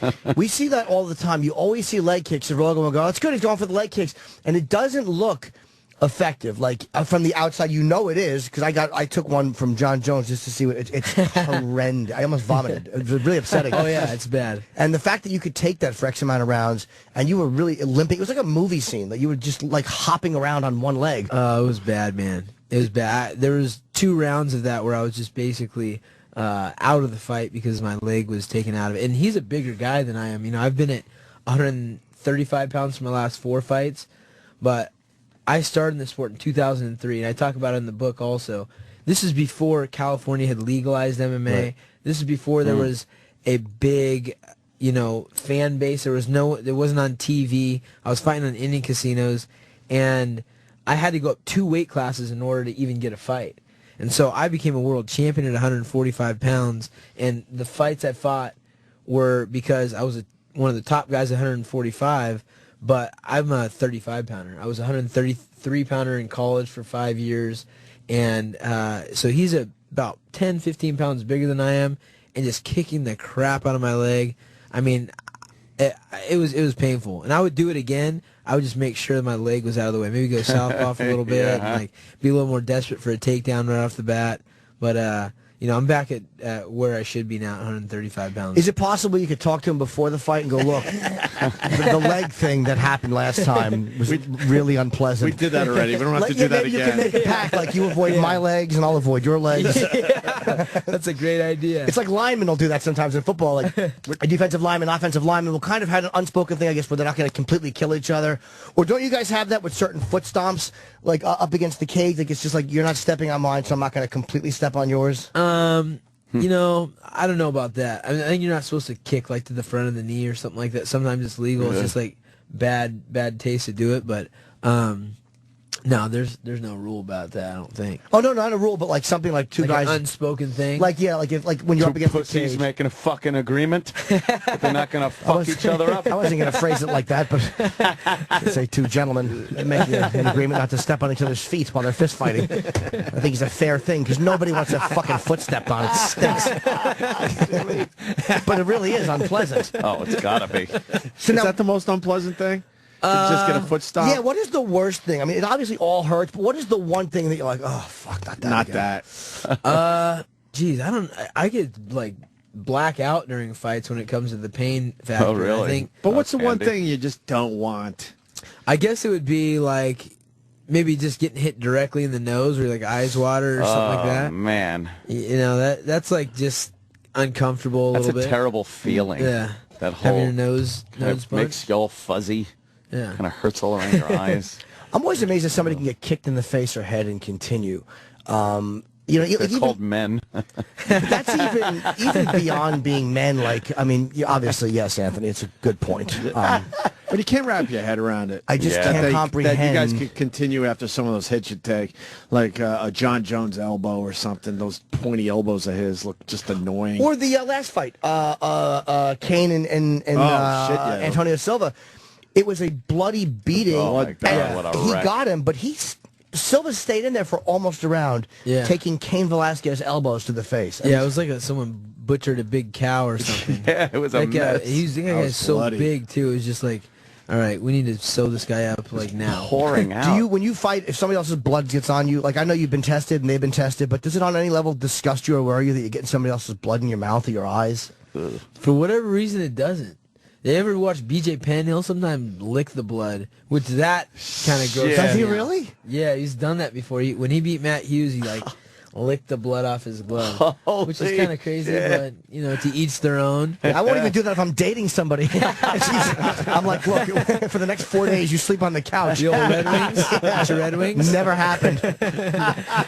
I can see doing that during the fight psychologically to fucking fuck the other person up. But after the fight, why would you do it? I don't know. I don't know. I don't know. To send a message to the people watching. Yeah, like, yeah. Oh, here it For is. the next people. Oh, it's just There a it is. photo. What a wreck. First step to recovery. BJ Penn admits blood licking problem.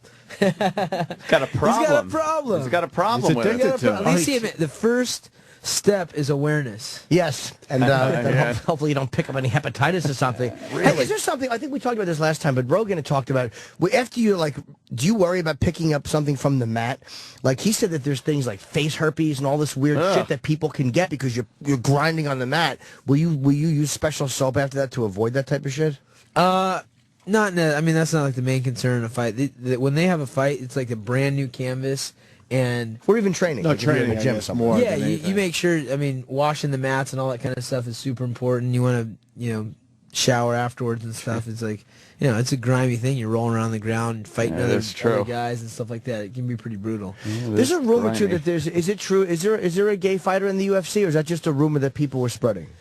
It's not in the UFC. Oh, okay, MMA. There was a guy that tried out for the show that I was just on. I was just coaching the Ultimate Fighter. Yes.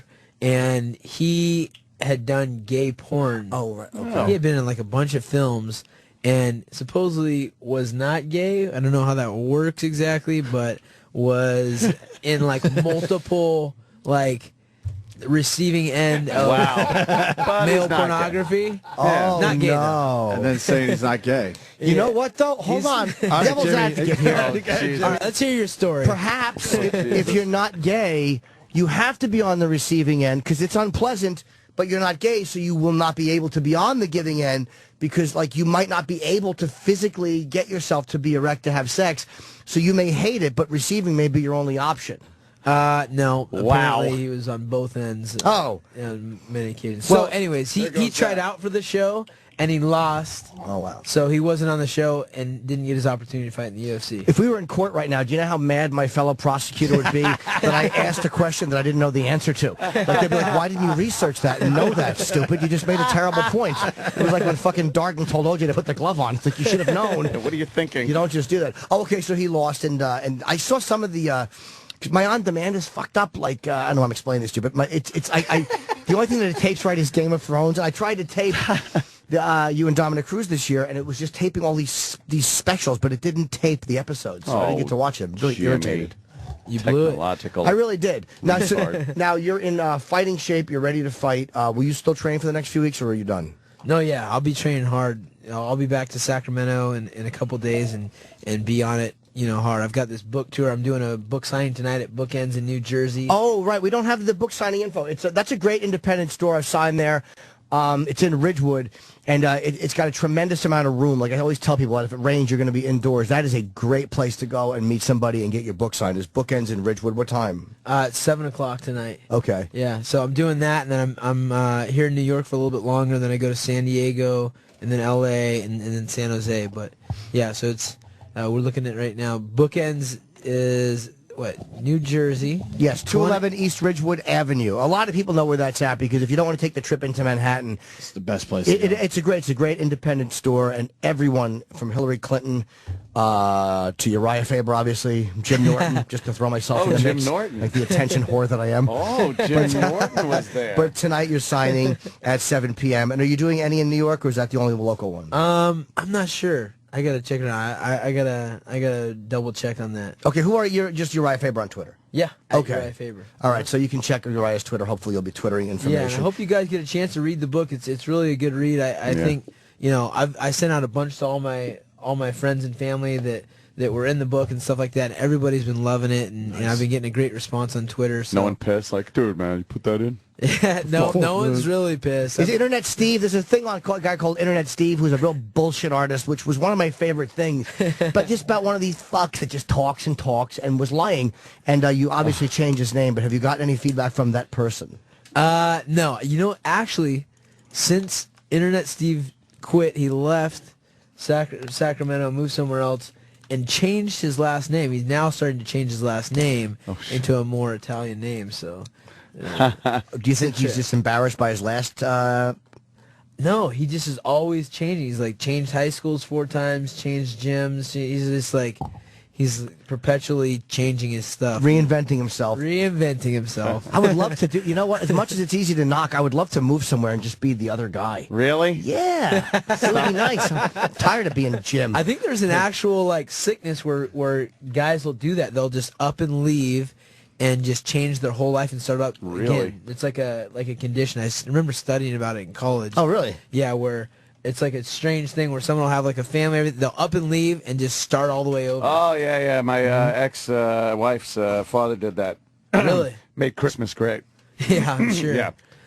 On Christmas Day, he left the family and went and got another family. So every Christmas it was, shut the fuck up. Yes, that was the husband's response to the tears on Christmas. Wow. Surprised that marriage is not going strong. I'm upset about my childhood. Shut the fuck up. It's Christ's birthday, whore. That's very loving. That's awesome. I didn't realize that was a condition because our producer, Travis, his mother, when Travis was 20 or 21, became religious, like an ultra-Jewish Orthodox religion. She met a rabbi and completely left her family, and he has not seen her in 10 years. Like, she's just gone. She disappeared, and that was the end of it. Seriously, like, something goes on. I can't remember. It's been a long time since I was in college, but it was like something that happens fairly, not like often, but it happens in common. Often enough they gave it a name or something. Yeah, right, yeah. Wow, It's a trip, huh? Would you, we always do something, and I think we're ending the show. Oh, God, we're over. You always do some kind of move, and last time you bent my arm, which hurt a lot. The game maker, remember? Yeah, it was very unpleasant. I didn't care for it. Did it work? Are you gay now? No. It actually straightened me out. Guys out there everywhere. Guys out there everywhere on the beach are sobbing right now. Yeah. But I would like to take. I took the last time we had. I've gotten punched a couple of times, but only in the arm, and believe it, with Frankie Edgar and Rashad. And Jones? Oh boy, did Jones put a fucking hurt on me, but he likes it. He's he's a nice guy, but he's sadistic. Yeah, he's a little bit sadistic. Yeah, there's a reason he's the champion. Like you can see, how can he be such a nice guy and fight, and then he fucking puts you in a neck lock. He's like, oh, this little guy's gonna let me kick him. Oh, here it goes. Yeah, and he goes, I should have kicked you harder. I'm like, that's a good point. And he holds it a little longer after you tap too. A little longer. He's the one guy that holds it a little longer. Would you hit me not as hard as you can, but in the right arm? But let me just tighten up a little bit. Just Hold on. he here's what's upsetting. I said, would you, before I got the sentence out, his fist is clenched. He was making a fist like, yeah, I could do this. I fucking hate when these guys are in fight mode, like when they have a fight coming up. Like, you want to get them after a fight when they're bruised and relaxed and feeling peaceful. But, all right, yeah, just not... Okay. Not as hard. Oh, no. Come on, I'm not going to do this hard. Jimmy, move your... Yeah, sure. Why? You need to see me falling off the chair? Hell yeah. Okay. Maybe I should elbow him instead. I'll save my hand. Save my hand. Oh, you believe you're not hitting a hard target with my fucking arm. I'm making a muscle. It's looking like hitting a fucking... I'm not going to do this hard. Okay, thank you. Ready. You know what? I actually physically jumped. An elbow would be too hard, I think, to take. Elbow! No. Yeah, don't do an elbow. Actually, no. I don't want to hit you. No, I don't mind though. It's in the spirit of just as long as you're not beating off while I do this. Yeah, right. He's got a big fucking heart on. He's got a Cialis rod. He's like, just one more time. Yeah. Are you a lefty or a righty? Are you a lefty? I'm a righty. Oh, you are right. Okay, so I know you fought southpaw before. Yeah. All right, I'm going to take one on my left arm. Yeah. Because the punches, even when they hurt, you can you can survive them. I won't take an elbow. No. But I don't. How about an elbow, Jimmy? No, elbow is too much. An elbow is too much. But I'll take another punch on it. You can go harder, but don't put it all Trying in. to figure this out. And have a little internal conflict. Yeah. Okay, a little harder. Yeah. Ready? Yeah. Okay. How? No. Oh fuck! The headphones Taking came headphones off. No, don't cock. All right. Here we go. Oh shit! Oh man, I heard that. That was a good one. Wow. Does that hurt, Jimmy? Does anybody else in here want to get hit? No, I'm fine. I'm good. Hope you want to take one? Dude, that made a thud sound. Yeah, that's fucking. Oh man, wow. That sounded like a fight. But when you watch these things, and I've said this every time I've done it, it's a new respect because you understand something, even on a minor level. Yeah. Like, he was being friendly and hitting me in the arm. No, not as hard as he could, of course. Well, how many percent there or whatever? That's gonna fucking that's gonna bruise nice. Jimmy, let me see. Pull it that up. Was 60-70, I'm thinking. It's already started changing color. Yeah. How hard was that? Oh my God. I don't know. Not that hard. 50? It wasn't. No, probably 50%. And that was in the and I tightened up the arm. That's gonna bruise. Yeah, 'cause you didn't put your whole body I into gotta see it. if you gotta tweet a picture of the bruise. If Oh, I will. I do every time. Yeah. E-Rock's got the sound. I want to hear this again. Okay. No. Oh fuck! The headphones Taking came headphones off. off. No, don't cock. All right. Here we go. Oh shit! Yeah. It's that. It's like a pop almost. That sounded like the love scene in Raging Bull. That really fucking hurt. That was but again, to know you're gonna get in and take that on the fucking jaw. Like, how do you? Please imagine that to your face. Fight. No, yeah. I'm amazed that anybody can take that. I don't know if we're allowed to do this, but there is a Marine out there that is a huge fan that want to get hit. Oh, I don't want to hit him. He's a huge fan. But he's a civilian. Yeah, I don't know if we're. People. That's all. Yeah, good. you don't get in trouble. I just suggested. Look at, he's all excited. He's ready, He's a big guy. He's like, come on, bring it. Yeah. Next thing you know, Uriah's in court. Yeah, right. He flashed back to the war. He's got. Imagine Look at your arm already. It's already starting. It's already. That's gonna be lovely. Imagine getting that in the face. That's the amazing part. And then of they it. keep fighting. I don't get it. They keep fucking. Once in a while they fall. But there are guys that will take 3 rounds of that, and then eventually you get them at one. But how do you take that? What's that about? Once? I don't get it. Hey, isn't it crazy that you see with boxing also? You see all these big hits, and it's just a little tiny one on the chin that puts a guy. Yeah, out. that'll lay him out. It's crazy about. I mean, that's why you got to aim. If you guys are ever gonna get a street fight, aim for the chin, upper lip, right here at the jaw. It puts guys out. That's where it is. They hit them hard. Yeah. You can just dink. It's amazing. Who can take the best punch you've ever thrown? Like, I'm sure you've hit guys. When you hit somebody hard, and you know you get them hard, and you get them right where you want them, and they come right back. That psychologically has to bother you on some level. Yeah, a little bit, but you just makes you want to hit him more, so it works out. That's the difference between him and me. What is it about what they call the button getting hit on the jaw that on the puts you chin, out? right on the kisser? Just there's some I think it has to do with some like wiring there. the connecting of the jaw and like the the shaking Rattle of everything, around. the rattle, Yeah, just the it nerves does. in there. Well, Flop, you it can is take a gone. good punch, though. I mean, Oh, yeah. there's certain, like, Look at when you, his chin. This Yeah, chin's famous. you got a chin. You got the That chin. shit got is the chin. made for You're born fighting. with that chisel. That's right. it looks There's like a picture of him as a baby, Yeah, and he's got it. 2 days old with that And chin. he's already got the chin. But you need that, Hilarious. like, these guys, like, when you see a lot of them, like Velasquez, and a lot of these guys have, like, these fucking Neanderthal ridge, like, they're built to take shots, where you got to have a jaw like that, where, Yeah. like a Chuck Liddell type jaw, where you're just made to take fucking punishment. I, on the other hand, do not have that gift. Or an arm. Let me see the arm again, Jimmy. It's okay for now, but Oh, I can my feel God, that now really you're hurt. reddening up. Yeah, that It's- really yeah. hurt. But, you know, it's That's a a good one. war wound. I'll lie about what happened. I'll be like, he fucking got in my... All right. So, tonight, we're wrapping up here. Tonight, you can see Uriah at Bookends in New Jersey at 7 o'clock to sign his book. It's called The Law of the Ring. And the parts I've read a good piece of it. It's actually excellent. The street fight alone, with all the details. Yeah, and it's a really frightening that we've thing. all heard about. And it's a very Yeah. detailed thing. And Absolutely. it was something that you probably should have died from. I mean, those guys literally were trying to kill you. Yeah, crazy. And also, UFC 148, Do Uriah. you keep in touch with those guys? Oh, yeah. They send Christmas cards. Yeah, I'm thanks. curious if I go back there, if they'll recognize me. Probably man. not. I mean, it's been some years. Yeah, They got hope not. other white guys to worry about. Right, to kick their ass. But at the end of it, you trying to make kick some yours. interesting points about why they might have done that, which is stuff that I wouldn't have thought of. So it actually had like a logical conclusion to cool. it. Yeah. And you're fighting at 148, co-main event with Silva Sonnen against, how do you say his name, Renan? Hanan Barao. Henan Barao. I was way off. Portuguese, the R is an H. Oh, yeah, yeah. It's kind of weird, right? Yeah, I've been there, Change but language. I didn't speak much. I just I went to Brazil, and you know what you do. Well, You're on the beach. No. Jimmy went down there for a whole different experience. Yeah, somebody Fuck told the me there beaches. was a beach, but when you're leaving the whorehouse and going back to the hotel, it's like, Okay. oh yeah, there's sand over there. All right. I didn't know what it was for. All right, Uriah Faber, thank you very much, man. thanks, Hey, man. guys, great to see you. Thanks for letting me hit you. Always fun. Thank you for doing Glad that. you're enjoying the book, and I hope to see some folks tonight at the book signing. Book Yes, Yeah. he's a great Bookends. guy, and it's a great book, so go out and support Uriah Faber tonight. And what is this you guys have here? Oh, okay, one more. no, what this the is fuck from this is? our Marine who came in, Should he come in real fast? and he say brought. hi? Where is this stuff from? Come in for a second. Yeah, come in for a second. He brought me lovely gifts for the show. He's not a rich man, which he said. Dominican Republic. The Dominican Republic. So we have Dulceria Rodriguez candies and concrete coconut cakes. Concrete? Yeah, which look like mushrooms and a lovely stack. And this was opened when he gave it to me. The Jamasardis opened.